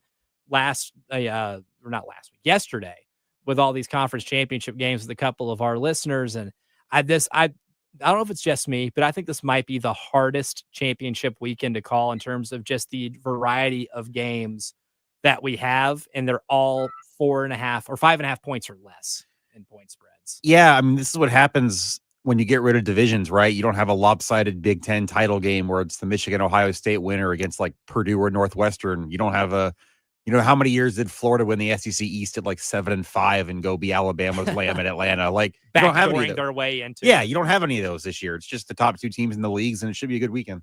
Jack posed this question earlier. We were talking about the game tonight between UNLV and Boise State. And if UNLV wins and Army wins, is there any chance Army can leapfrog Boise State, or is this Mountain West championship game kind of more or less a playoff game in itself? Where's Army ranked right now? I don't even know what the number is. They're at 22 right now. UNLV's at 20, and then Boise State's at 10. So it would come down to UNLV and Army, I guess, in a sense, if UNLV is able to win. And you assume Army would have to win as well, obviously. I still think it's UNLV in that case, because if they win tonight, that means they beat the only team they lost to, Boise State, which means they would have beat everyone on their schedule, and that's kind of hard to leave out. Yeah, and of course they pushed Syracuse to overtime, and turns out did they lose Syracuse too? They did. Okay. I had a weird like Mandela effect moment too, where I thought they won that game, and that's all that is. Like it was such a close game, and it was one of those weird Friday night games that I think ended at like 1:30 in the morning. I mean, it was one of those, but it was a crazy football game. And I'm telling you, that UNLV team's no joke, man. I think Jack and I kind of came to the conclusion earlier that maybe the best quarterback on that roster was the second stringer all along, and Haj Malik Williams. Yeah. And then when Matt Sluka pulled a Matt Sluka and left, which we can call that Sluka-ing, I guess, saving a year of eligibility because of an NIL dispute. I think we can make that Bengali Kamara. Yeah, who said that? Around here, yeah, that's a Bengali Kamara. But it turns out maybe the best quarterback was still on the roster the entire time. Maybe. But a lot to get into. We'll get into more of these games here too. Jack and I have just been talking about, throughout the entire show, how this South Carolina program can avoid the emotional hangover.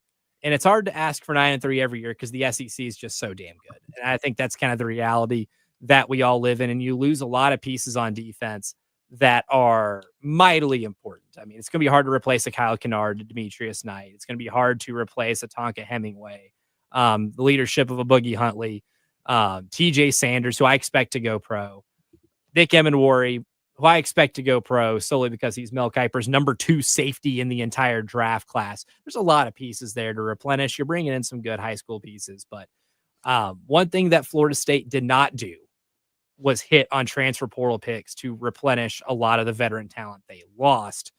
Alan, you look at this team. What do you expect to see as some point of emphasis once we get into the transfer portal portion of the offseason? I think it starts, I don't want to say starts and ends, but definitely starts in most of its defensive tackle, right? I mean, you talk about TJ, Boogie, Tonka, that's 3 you just mentioned. He wasn't playing a lot, but Jamal Weiss is in the portal. That's another body you're down. We already know the staff's thinking about that pretty hard because they basically didn't play Nick Barrett for a month down the stretch to save his red shirt because they know they're going to need Nick Barrett's body there next year. They're just so thin at that position. You had a good start in recruiting, yes, or I guess Wednesday would have been signing day. You pulled a couple defensive tackles. I think getting Xavier Hardy in is a big deal. That's kind of a blast from the past name for South Carolina fans, but he's here and that's someone who can help you right away. But I don't know where you or Jack stand on this. I think you need at least 2 defensive tackles in the portal, maybe 3, because you just look at what you're losing, and it's just a lot of snaps to replace, especially if you're going to do those 4 down fronts where you need 2 on the field. Yeah, I'm with Alan on that. I totally agree. Like your 2 guys you have coming back, we assume, unless any more guys transfer, but I feel like if some of the guys were, we probably would have known their intentions by now. Although the portal does open up on Monday, so things could change. But you're getting obviously Monkel Goodwine back as well, along with Nick Barrett. And I think you're right, Alan, that the intentions are kind of clear that they didn't play Nick Barrett down the stretch to preserve the red shirt. And I think those are your 2 guys, right? And you can't necessarily expect, like, yes, Xavier Hardy's a huge ad for recruiting and stuff from the JUCO ranks, but you can't necessarily count on him. He could, but you can't count on him 100% right away to come in and be like a Kyle Kennard, like a Dylan Stewart, a guy that comes in and makes an impact right away. It's possible, but that's a lot to count on, especially at his size right now. Like I was telling Elijah before, he's like 260 right now. You'd like to see him probably bulk up a little bit more. So I think probably you would definitely I think in high school recruiting, it was a good start. Bring a few guys in. Christian Ingram, getting him was a big deal. Caleb Williams. Yeah, Caleb Williams, Hardy. That's a good group right there. But you probably want at least 3 more guys, because what have we talked about all year with this team? Depth has been one of the keys for this team. Bringing all those guys back from last year's team was massive, but now you have to replace all those guys, and they've known that. Shane Beamer and the staff have recognized that for this day was going to come for a little while now, and it's all over the defense. You have to replace all your linebackers, essentially, your DNs outside Dylan Stewart and like a Brian Thomas and stuff, and then obviously in the secondary, we'll see what happens. What the numbers do, though, in terms of just getting like 4 or 5 guys to put at that position, and it might seem like a lot, but I mean, it at least increases your margin for error because you're not going to hit on everybody, right? And I think that's one thing that when you look at Florida State's roster, they missed on just so many players who not only could not help them this year, might not ever be able to help them, or might be out that door because they weren't getting the playing time they want because they never developed at their previous stops. I think having at least a good margin for error, being able to get enough numbers there and kind of doing what you did this past year, right? I mean, they were probably the most aggressive transfer portal teams in all of college football. And that's why you saw their portal class be so high, because of the sheer volume, not just the talent that they acquired through the portal, but the sheer volume of it as well. I think that at least just provides you a little more margin for error in terms of evaluation, and maybe less pressure to have to just hit grand slams with each player. Yeah, I also think too, sticking with the portal, you kind of asked for some positions there, some roster thoughts, and I understand this is probably the single hardest position to nail in the portal, but they're losing all 3 interior offensive linemen too. Yeah. People aren't talking about that, but Torricelli Simpkins, Kamar Bell, and Vershawn Lee are all out of eligibility. And it becomes this thing of, you've got 2 paths here, right? You can do what they did last year, get the experienced portal guys, the guys who have played college football, even at a lower level. You can say, hey, Blake Franks was a really highly rated recruit. Cam Pringle, he projects more as a tackle, but is there a way to get him involved? Marquis Anderson's healthy, but he didn't really play this year at all, pretty much, after getting hurt last year. What's the deal with him? He was a 4-star. It's how quickly do you think these younger offensive linemen can get ready versus going back to the portal? Because you're going to have a new center and 2 new guards next year. Yeah, and that's going to be the real trick of it, because, I mean, look, it's not easy to replace these guys that you lost, and chemistry is such a big thing with an offensive line, regardless of what school you're at. We saw this year with the way this team started out the year with the front 5 there, with the struggles of the sacks and stuff. And we talked about, oh my gosh, is it going to be like last year and stuff where they get 41 sacks last year? Well, I mean, the final month of the year, ever since they went on that win streak where it started against Oklahoma, going till now, I feel like the offensive line has looked significantly better. Have there been moments where they've been a little rough? Yes, but I think overall they've looked a lot better. You just got to figure out how to get the right guys in the building, number 1, which South Carolina does a really good job of identifying. And number 2, it just comes down to if it's going to translate over to the field or not. But you would like to see some of these younger guys, the Great Wall of Carolina that you claim to have brought in, where is more of that? We saw Josiah Thompson. He did his job this year, started all 12 games. Can you see Marquis Anderson, like you said, Alan, these other guys, Blake Franks, Cam Pringle.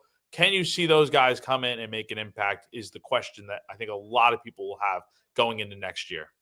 Take a quick break. And we come back, we'll wrap up hour number 2 with some thoughts what happened at CLA last night with Don Staley's crew taking down Duke in a top 10 matchup. More on the postgame show.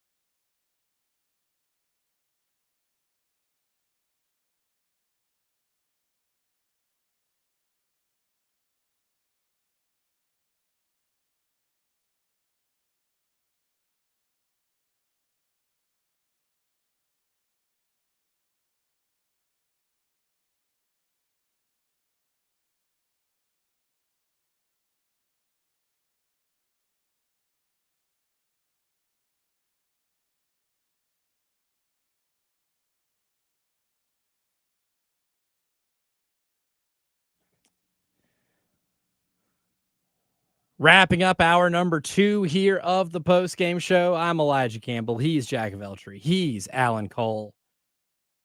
Got a lot to talk about, man.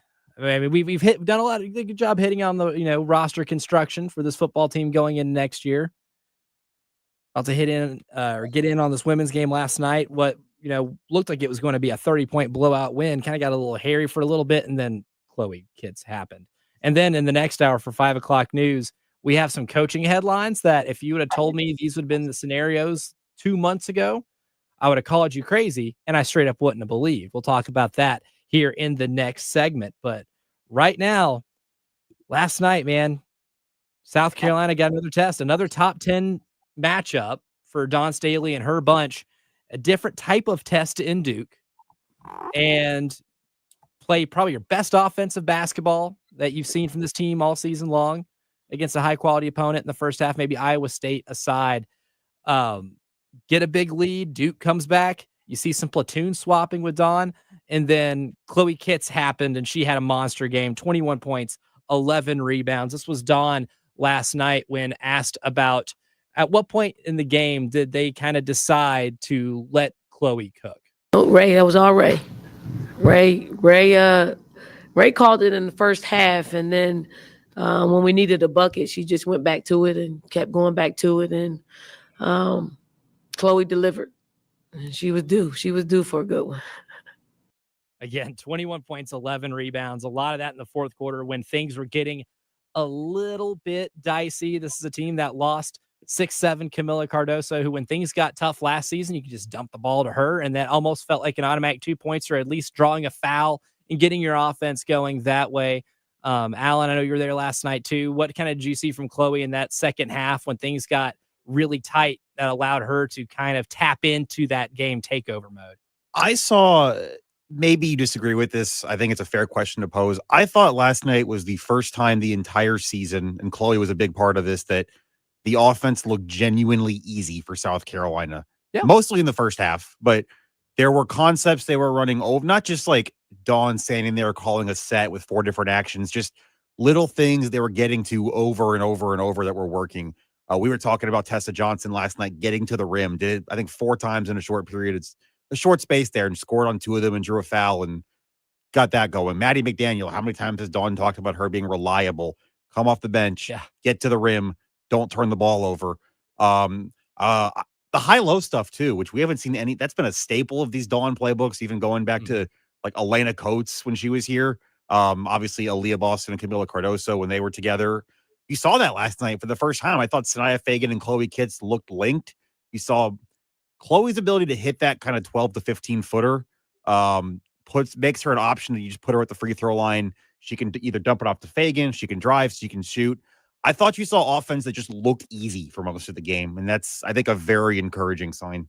Yeah. Oh, definitely. And that's one of those things too. Like, I love getting in this game-to-game situation where, you look so good in the first half, and then you platoon swap a little bit in the second half. Dawn kind of gave that second unit a chance to kind of gain a little bit of cohesion. And she admitted herself she left them in probably a little bit too long. Mm-hmm. And that will happen too. And when you have a team this deep, I think figuring out rotations and lineup combos that work best together is a lot of trial and error. But you're able to see what you had with certain lineups against a top 10 team in the country, a Duke team that's much better than they were last year. In my opinion, I think they'll be just fine moving forward. I think that's a really dangerous team in the ACC. But being able to do that against a top 10 team, still come away with a win because you just have that much trust in your players that when things got tough, you finally found what we've been asking for the football team on offense to do this year, find an easy button. And it did kind of feel like Chloe Kitts became that last night in a way. Yeah, and I thought you asked a very pertinent question to Dawn last night about Mylasia Fulwiley, and she's struggling right now. The turnovers are still a problem, but you saw the last possession of the third quarter, little clear out, no ball screen, nothing off ball, anything like that. That is just letting Mylasia take someone on, get to the rim, and she scored. And that's what Dawn said you need more of. Like, you need straight line driving, get to the basket. I think you always knew you were going to need some of that with this team, just because, like we've said all year, you don't have 6'7" to dump it off to. You're going to have to create offense from the backcourt with your guard. You got to get to the rim. You got to draw fouls. And I think, like I said, you're seeing that from Tessa. You're seeing that from Maddie McDaniel. And I think you'd probably want to see a little more of it from Fulwiley, but situations like last night, the question you asked, the last play of the third quarter, I think's another good sign. It was really funny because Ashlyn comes up to try to set a ball screen, and Dawn is feverishly waving her off. Said, "No, we're running a clear out right here. That's the plan." And they cleared it out, and then next thing you know, Mylasia Fulwiley is getting to the basket, scoring. Even despite her being 0-6, 0-4-6 at the time from the field, that's a really good sign right there. Final score: South Carolina 81, Duke 70. 5 o'clock news coming up next, where we have some very interesting national coaching discussion. We'll tell you what that is coming up.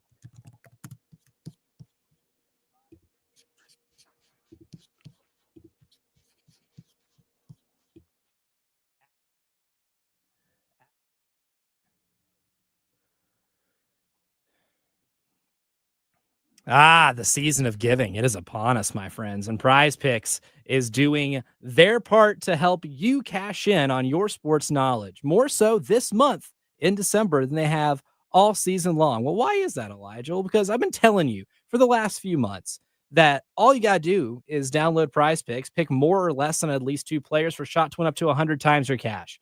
But for their Pick Miss promotion, that's now up to 200 times your cash. You can run your game all season long on Prize Picks. It's America's #1 daily fantasy sports app. It's my favorite daily fantasy sports app, and for a lot of reasons. I love the injury insurance. I love the flex play. It gives you more flexibility with the rosters that you build, and I have my go-tos, and that's always going more on Jalen Hurts rushing touchdowns and less on any type of goalie saves in hockey. I love playing it. You'll love playing it too, and you'll love more so because you can win more this December. Download the app, use promo code 1075game, and get $50 instantly after your first $5 lineup.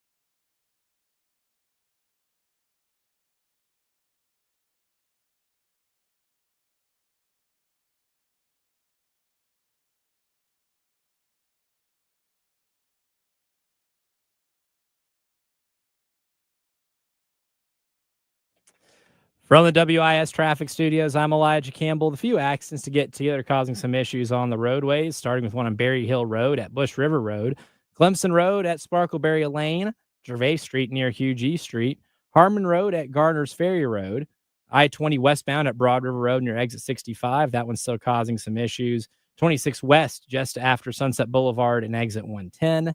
Marchbank Parkway at Hard Scrabble Road, Old Cherokee Road near Park Road, Old National Highway at US 1 and 2 Notch Road, and on South Carolina 277 northbound just before I-20.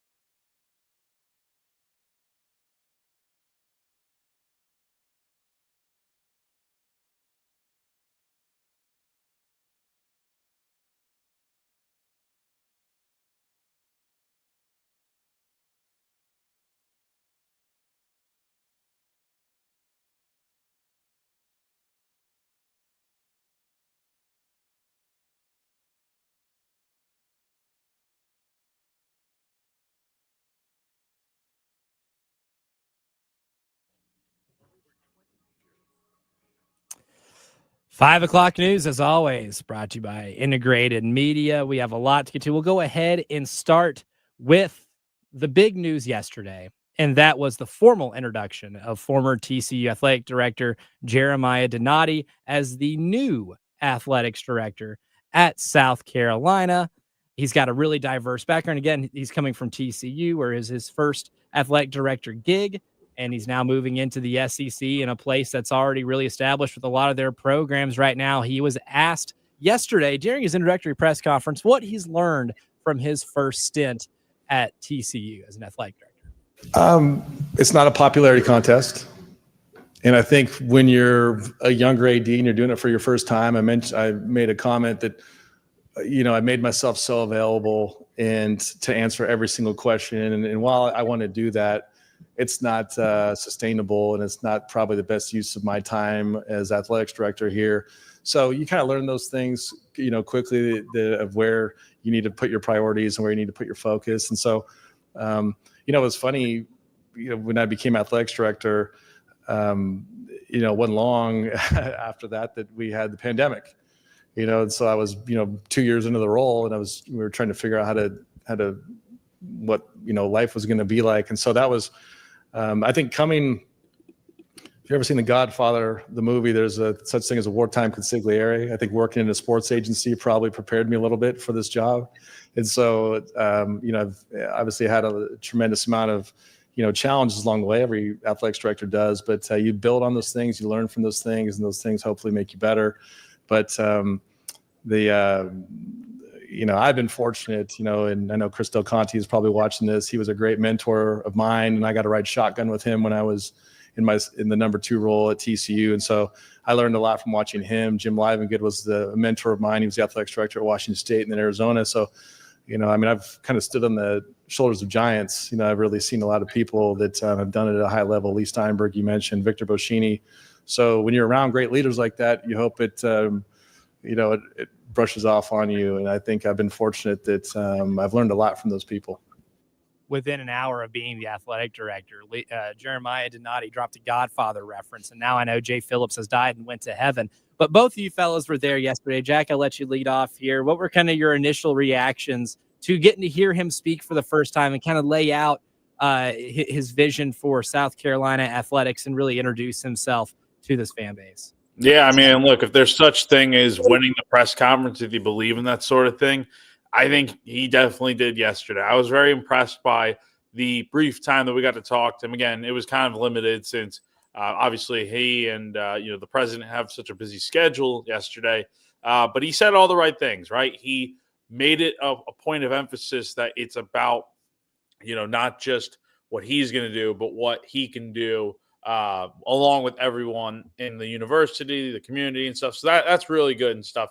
But I'm also looking forward to a fresh perspective on things and more of it's so different from Ray in the sense of, Jeremiah comes from the sports agency background originally. He's got a law degree.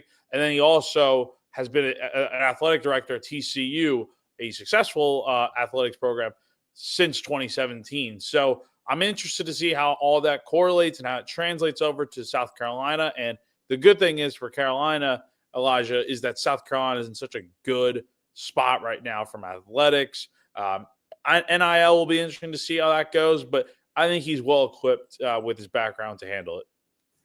Yeah, the NIL point's kind of where I go off. I mean, obviously, that's college sports now. That's what it is, and just even looking today, it's very ironic that the South Carolina women have such a big game against TCU on Sunday, another top 10 matchup. But TCU's got 12 transfers on that roster.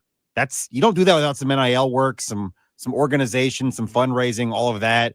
Obviously, we see what TCU's done in football in the portal. They went to a national title game 2 years ago. I was very encouraged at the kind of forward-facing thoughts Donati had on everything, just understanding this is what it is. This is where college sports are going.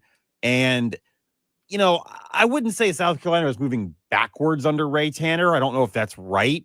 But I do think, going to your point, Jack, he's looking at things from a very, let's call it what it is, a coach. Like, he was a coach. He was in the dugout. He was on the field. He was doing that kind of thing more than sitting in boardrooms, fundraising, all of that.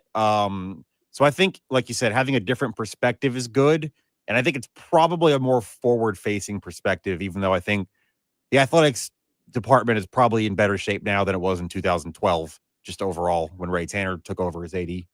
5 o'clock news brought to you by Integrated Media, as always, here on the Postgame Show. And there's been some recent developments and within the last couple of days in the college football coaching world. The carousel gets wild every year, right? But I think we've already might be off to one of our wilder starts in a while with news, coming out of North Carolina from Inside Carolina reporting that Bill Belichick actually interviewed for the North Carolina coaching vacancy. And that brings two things into my head, fellas. One, if you were cutting ties with Mac Brown because maybe the game might have passed him by a little bit, Bill Belichick isn't necessarily, fitting the mold of younger head coach. And then two, why the hell would Bill Belichick, who, as soon as a player started getting a little too expensive, would cut ties with them early and not want to deal with that, want to deal with recruiting and NIL negotiation in the world of college football as it stands right now.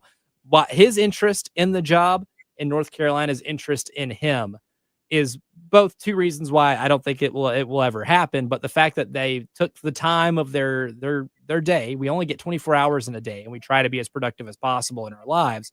But doing an interview that probably wouldn't behoove you to have is probably one of the stranger things I think I've seen in college football this week.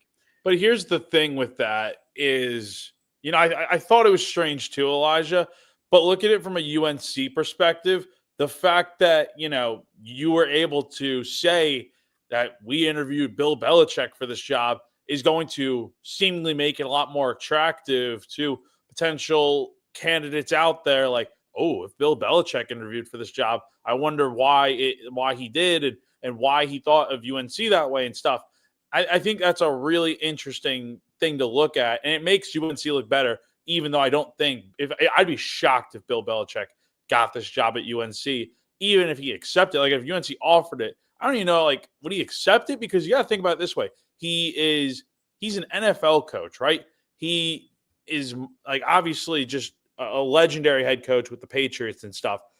And it's much different dealing with free agency and being the coach of a team and, the New England, Massachusetts media compared to dealing with recruiting and NIL and transfer portal. At this point in his career, does he really want to deal with that, especially with him having all the wins that he has in his career as an NFL coach? Like, is it really even worth it for him doing that? I think he's honestly just better off waiting around and seeing that, look, there's so many NFL head coaching jobs opening up. I know he didn't get a job last year in the last coaching cycle. I have to imagine at some point someone is going to want to bring him in. I think Jack hit it right there. Pure PR cleanup from the North Carolina staff. I don't think they ever are going to hire Bill Belichick. I don't know if Belichick wants that. What I do know is it was very ugly at the end for Mac Brown. There was a standoff about will he go, will he stay? Mac didn't want to go. They gave him a chance to step down. Mac said no. They had to fire him. It was the middle of a rivalry week. This is trying to clean up a messy situation and at least make it look good to other people who might not want to step into what looks like a pretty toxic situation in Chapel Hill. Yeah, and that's in one source on a lot of coaching change stuff, Carousel News, that I follow closely is Stephen Godfrey, and he tweeted kind of something similar last night that he's getting an indication that the coaching search is just an absolute mess, and that maybe this does help PR a little bit of how thorough the search is going and the type of candidates. I think you guys are really starting to hit on it right now, but in terms of just things I didn't think I would hear in the year of our Lord 2024, Mac Brown getting fired, and then one of the first names you hear from the carousel of candidates is that they interviewed Bill Belichick. That's one of those things that it blows my mind. It makes me wonder exactly how much of a simulation we're actually living in. But is that stranger, fellas, than what has been breaking here in the last, I don't know, 2 or 3 hours? Pete Thamel reports that Mike Gundy, Oklahoma State head coach, is in a standoff with Oklahoma State. He says he's telling people that they have come to him and asked him to take a restructured contract, which is expected to include a pay cut, but they have yet to provide him with any details. Pete then goes on to report in a follow-up tweet, they have discussed firing him for cause if he doesn't agree to the new contract. He's owed nearly $25 million on his current deal. So a coaching standoff, I guess, that we're kind of seeing here. That it seems like almost like a head coaching hostage situation in the weirdest Where's variety. Pistol Pete? Is he okay? Is Pistol Pete the one holding him up? That's what I want to know. I mean, that's the most armed man on campus. Yeah, that's true. I don't know, man. It's a really strange. Think about this too. Mike Gundy's been there 20 years. That was season 20 that just finished. Like, it's almost hard to imagine college football without him. Other than Kirk Ferentz, I think he's the longest tenured coach anywhere in college football right now, at least in FBS. But he also just went 3-9, and they ended the year on a 9-game losing streak. They didn't win a conference game. They fired both coordinators. Like, if you're Mike Gundy, I understand from his camp, he's saying, look at what I've done here. I've been here 20 years. We've built this place. If you're the Oklahoma State administration, dude, you just lost 9 games in a row. Who are you to give any leverage? Yeah, I agree with you on that, Alan. But I think we also need to look at it from, look, Oklahoma State could very quickly here, let's say they were to fire him with cause if he didn't agree to their terms. This could be a program that kind of goes down the shaft here over the next few seasons. We could see a situation where Oklahoma State just doesn't recover. And I think we have to give him the benefit of the doubt to some extent, because Oklahoma State, the only other season where they didn't finish with a record 500 or better was year one when they went 4-7 back in 2005. So yes, they went 0-9 in conference play this year. Yes, they went 3-9 overall. That's not good, inexcusable. And I think a pay cut is probably warranted. But to fire him potentially, I think would be a grave mistake. If it happens again next year where they struggle and they just have no success, okay, different story.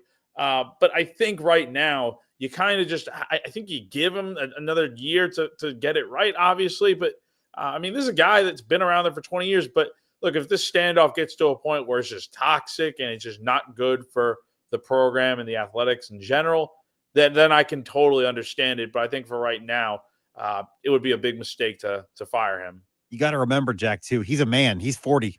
Yeah. Well, now he's 57. Yeah, he can handle it. So. 17 years ago. It's crazy. Oh my gosh, it's even wilder now to think of his coaching tenure in terms of the "I'm a man, I'm 40" tirade. It's wild to think of that now that the guy's getting closer to 60 and being like, "Wow, am I old now too?" Like watching that and remembering that as vividly as I did. But a lot has happened since then, and the for cause thing is what I'm really tripped up about. What type, for cause? I mean, insubordination, is that for cause when it comes to terminating a $25 million contract? Is that enough to count as firing somebody for cause? That's the one thing I'm really hung up on. It almost feels like Oklahoma State's administration is holding up a gun with no bullets in it and telling you it's loaded. Yeah, I could see that too. I think maybe their argument, the for cause, is he's not doing what's best for the program. Because I think one of the things Thamel said there is, or maybe someone else reported, Oklahoma State's administration wants more say in coordinator hires, staff changes, things like that. Obviously, both of Gundy's last 2 coordinator hires bombed out. They got fired at the same time after a 3-9 season. So I guess you could, if you're a lawyer in Oklahoma State's athletic department, you could say he's not doing what's best for the program by, you know what I mean? I don't know, though. I think we probably need a lawyer in here to talk about that, and I'm not that. I don't think Jack is either. Yeah, no, I'm definitely not. I don't think any of us are qualified for that. I will say, though, you're right. Both the coordinators getting fired should really say a lot about where the situation is going. And look, would it shock me if Oklahoma State magically just got better again with what they can do? Yeah, it wouldn't shock me, but it doesn't feel like Oklahoma State's going to get much better anytime soon. So I understand both sides of it, of maybe give Gundy another go at it, but also maybe it is best to move on from him. But if they're in a standoff and he just won't go, if it ends up being like a Mac Brown situation to some extent, I don't know. I don't know what you do. Maybe it is best to get a lawyer in here and kind of figure this thing out. But again, I don't know. I don't know what you do. We'll be working on our law degrees here during the break. You're listening to the Postgame Show.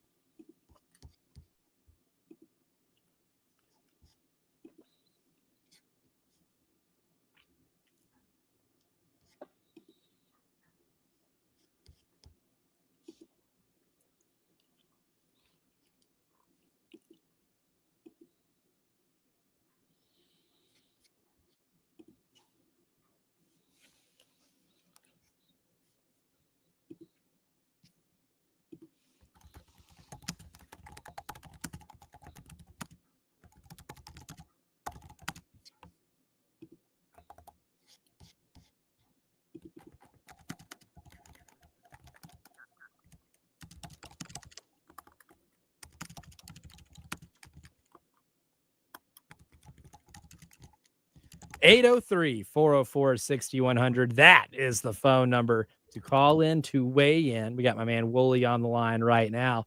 And I wanted to get Wooly on it and take his call because the first thing he said was, I'm not over the game on Saturday. And neither am I, but also Saturday feels like 2 years ago now, given everything that's happened in the week since with the college football playoff snub, National Signing Day, and then, oh yeah, there's a new athletic director in town as well. It feels like so much has happened in the last week that, it is nice to be able to reflect on a win against Clemson. I think that the victory lap should continue. So, Wooly, the floor is yours, good sir. Thank you for calling in. Hey, Elijah, love the show, as always. Fellas, great insights. I got a couple of comments, and I'll hang up and listen. 17-14. How's that sound? Yeah, those are stats, baby. I like those. That's right. And what was the total for Chuck Lenoris and his broken tackles? Was it around 18 during the game? 18. Yeah. Pro Football Focus had credited him with 18, which I believe is a record in terms of them. Since they've been keeping up with broken tackles at college football, that was I want to say that's the single game record. Correct. Yeah, I don't think there's very many running backs who could break 18 tackles in a game. And go Gamecocks, and how about that Pony Express? Yeah, I mean, I talked about, maybe if you got like a little bit of a favor from the committee in terms of where you were put on Tuesday night, that it might come down to needing Clemson to win to kick SMU out. Like if, say Carolina was in the spot where Alabama is right now, then I would firmly believe that a Clemson win against SMU gets you into the college football playoff. But we know that's not the case. So now I feel like the rest of Gamecock Nation can rest easy knowing they at least don't have to cheer for Clemson to win for their college football playoff fate to be determined. So now you can hate watch that game as freely as you would like. It's a great 30 for 32. Might go home and watch that before the Boise game starts. Oh, yeah. Pony Express. That's a great one. One of my favorites. And you know what? It's no secret. Not no secret. It's no coincidence that I think two of my favorite college football 30 for 30s, the best that never was with Marcus Dupree. and then the Pony Express. And then they throw the U in there too. Involved a lot of the shady underbelly of college football in terms of how talent was acquired and still is acquired, but just not so legally. But if you want to know, I guess one of the dominoes that fell that made schools so resentful towards NCAA enforcement staff and getting you in the trouble and the mess that you have now in terms of college athletics, that's a pretty interesting case study to this day. I think that historically has aged well in terms of explaining a lot of modern college football. Yeah, I would agree with that. The Marcus Dupree one's kind of surreal. You got the guy in there who basically took all his money. Like, I don't know where the money went. Like, just...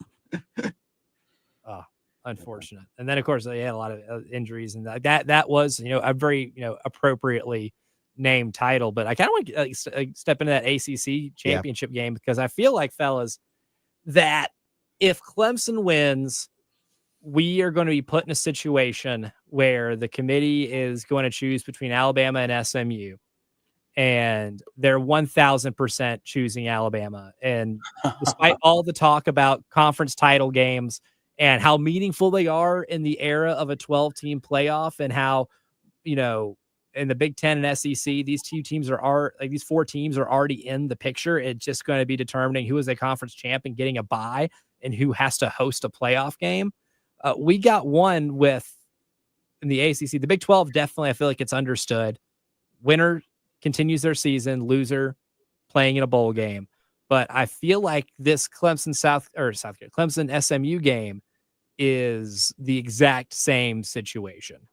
No, most definitely. And I think I'm really interested to see the ripple effect of what happens if Clemson wins. Because I think, like you said, Elijah, I mean, I would personally like to see what would happen. Like, would the committee actually pick Alabama over SMU? And I think they probably would. It wouldn't shock me because we've seen it 2 times before. We saw it with Florida State last year. And people forget this, but 2017, the year Alabama won the national championship over Georgia on 2nd and 26 with Tua, they got in over a Ohio State team that went 12-2. And granted, they had 2 losses back then, the 4-team format, but they won the Big Ten, and Alabama got in as a non-conference champ. So that was kind of unprecedented at the time. And it kind of shows that, like, yes, there is a little bit of bias there, but more so with SMU.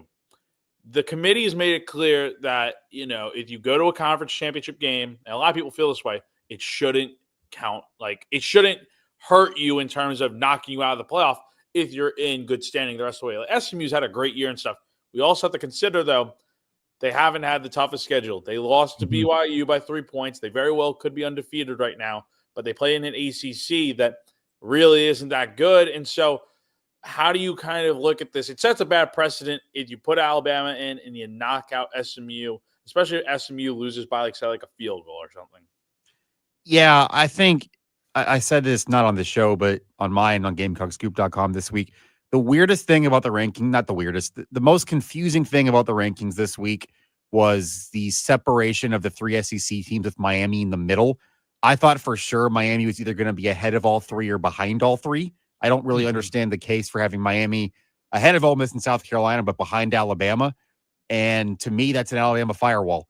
That is, here's a buffer between Alabama and the SEC teams. The buffer's named Miami. And if SMU loses, you can put SMU in that buffer spot.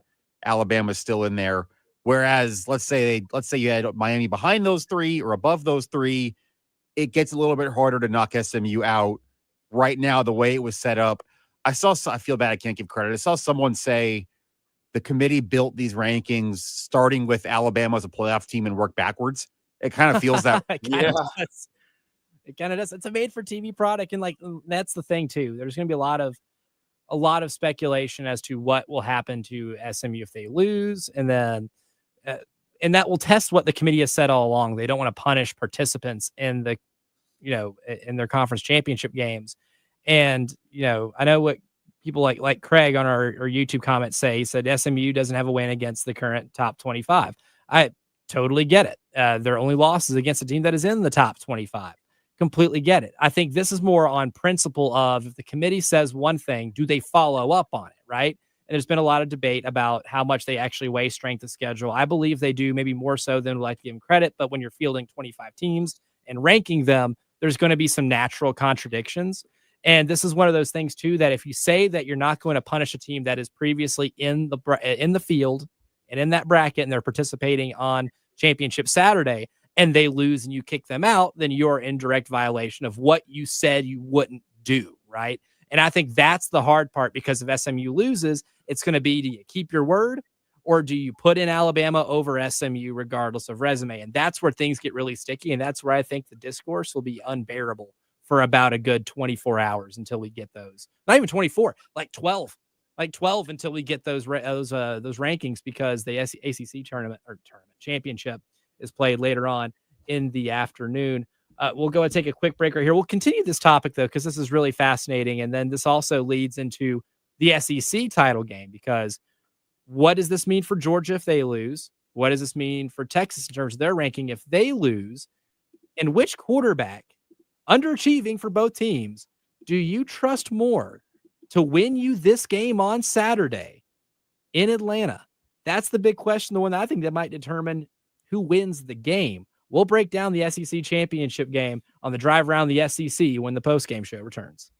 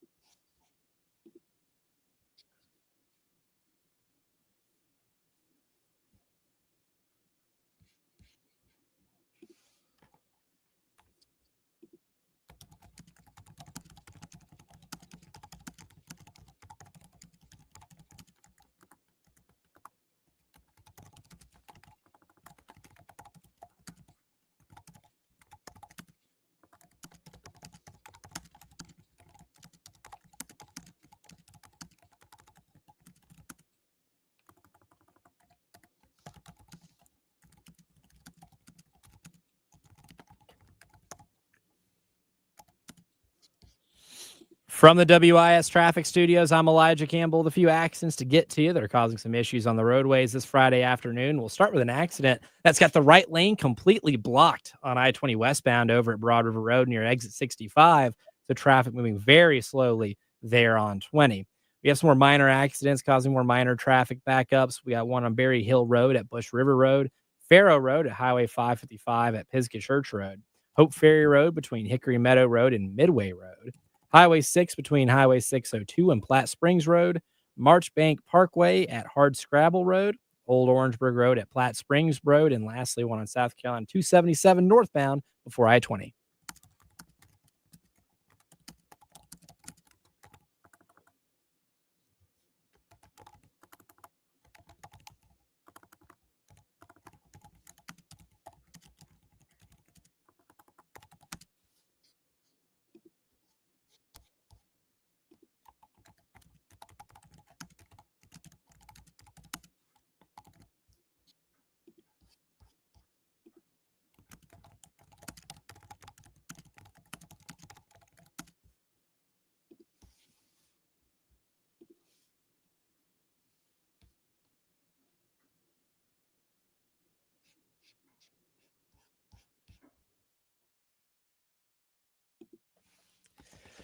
It's time to take a drive around the SEC, and man, what a good day to do so considering the SEC championship game is tomorrow, and in year one of their membership, the Texas Longhorns will be playing in Falcon Land in Atlanta, and no Bevo.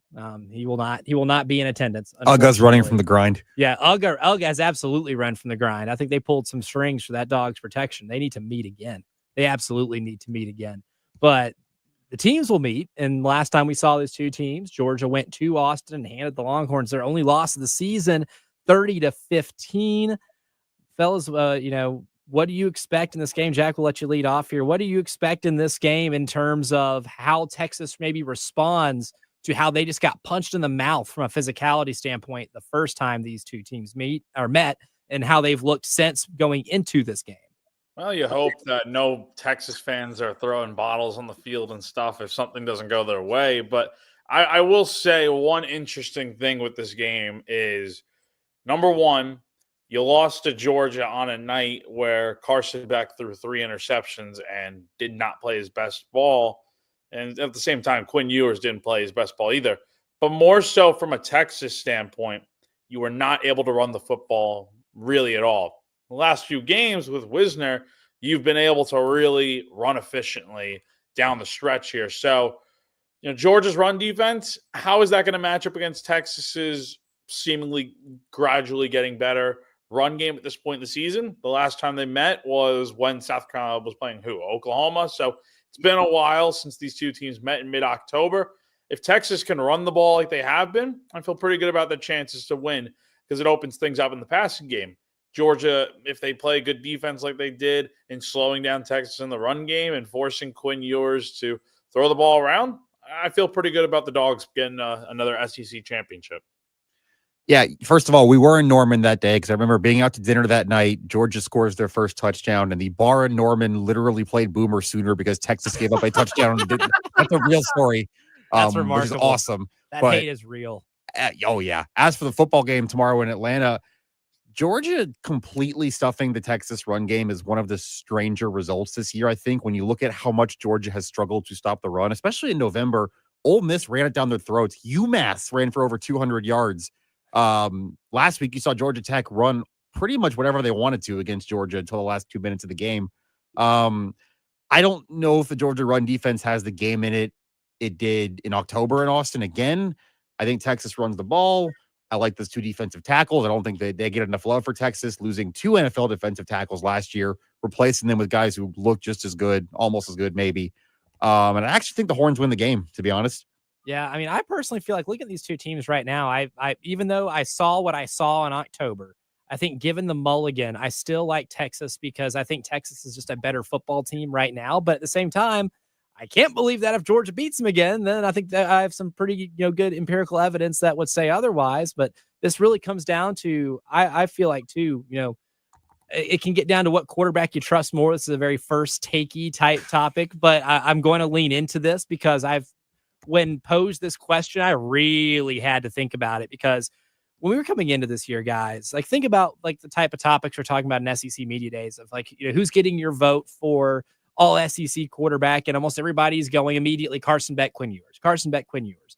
And as the season's gone on, Carson Beck has thrown a ton of interceptions, and there's been like a weird regression with him, and not having Brock Bowers, I think, has been evidently the biggest thing that's kept their offense from being what it's been the last 3 years. And with Quinn Ewers, there's the health. He hasn't been healthy all year, but even when he has been healthy, he's thrown some questionable picks at times, and he'll make some throws where you're like, that's an NFL caliber throw.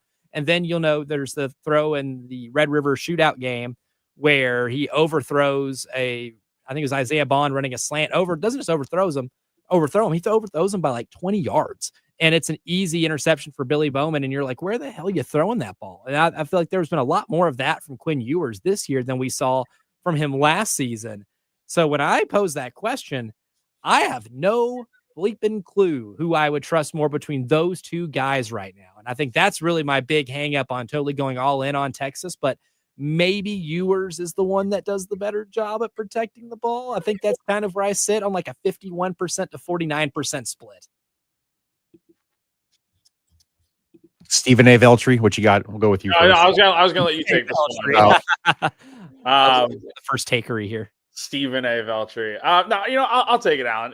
But I think in this game, look, honestly, man, I think we were talking about preseason. Like, I've talked about this with Tyler Head a handful of times in the morning, but like, we thought like SEC, there'd be a ton of quarterbacks right in the mix for the Heisman Trophy and stuff.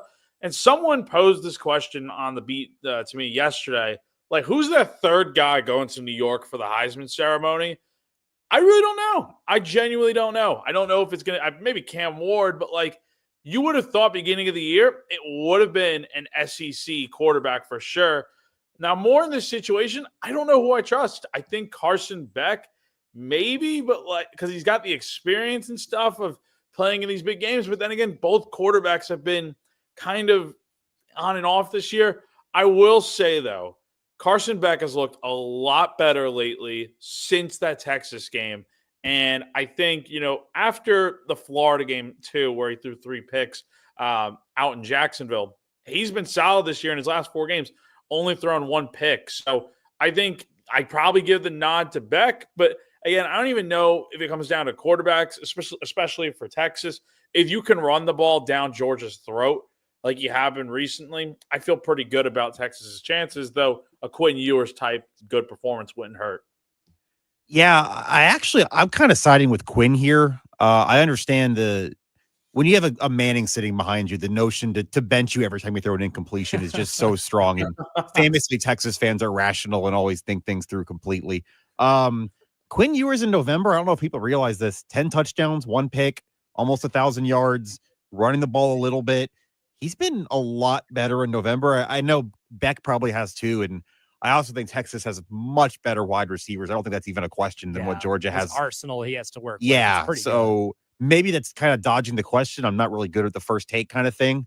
But I think on an overall passing game structure, I like Quinn Ewers better than I like Carson Beck, just because Quinn's taking care of the ball right now. Just 1 pick the last 4 games. The receivers, I think, are just better than anything Carson Beck can throw to. And last one before we move on to other championship games to round out this show. This question I've thought of for a while, and I've been thinking about it since SEC media days.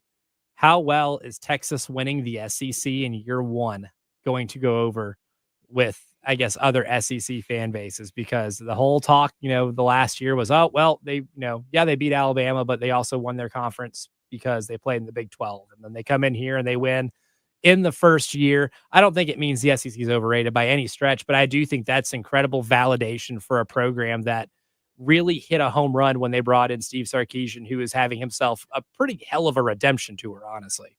Yeah, it definitely is it's a big deal if Texas wins the SEC tomorrow afternoon out in Georgia. But I mean, I don't know. I mean, look, the SEC is just really good right now, I think, with Texas in the fold. Oklahoma is kind of they're whatever. But like Texas is the big deal here, and I mean, I don't know. I think this is going to be a thing where if Texas wins, it's kind of like set the tone of like, okay, they were able to win the SEC in year one. It's going to be like this every year, especially when you don't know what Alabama looks like moving forward.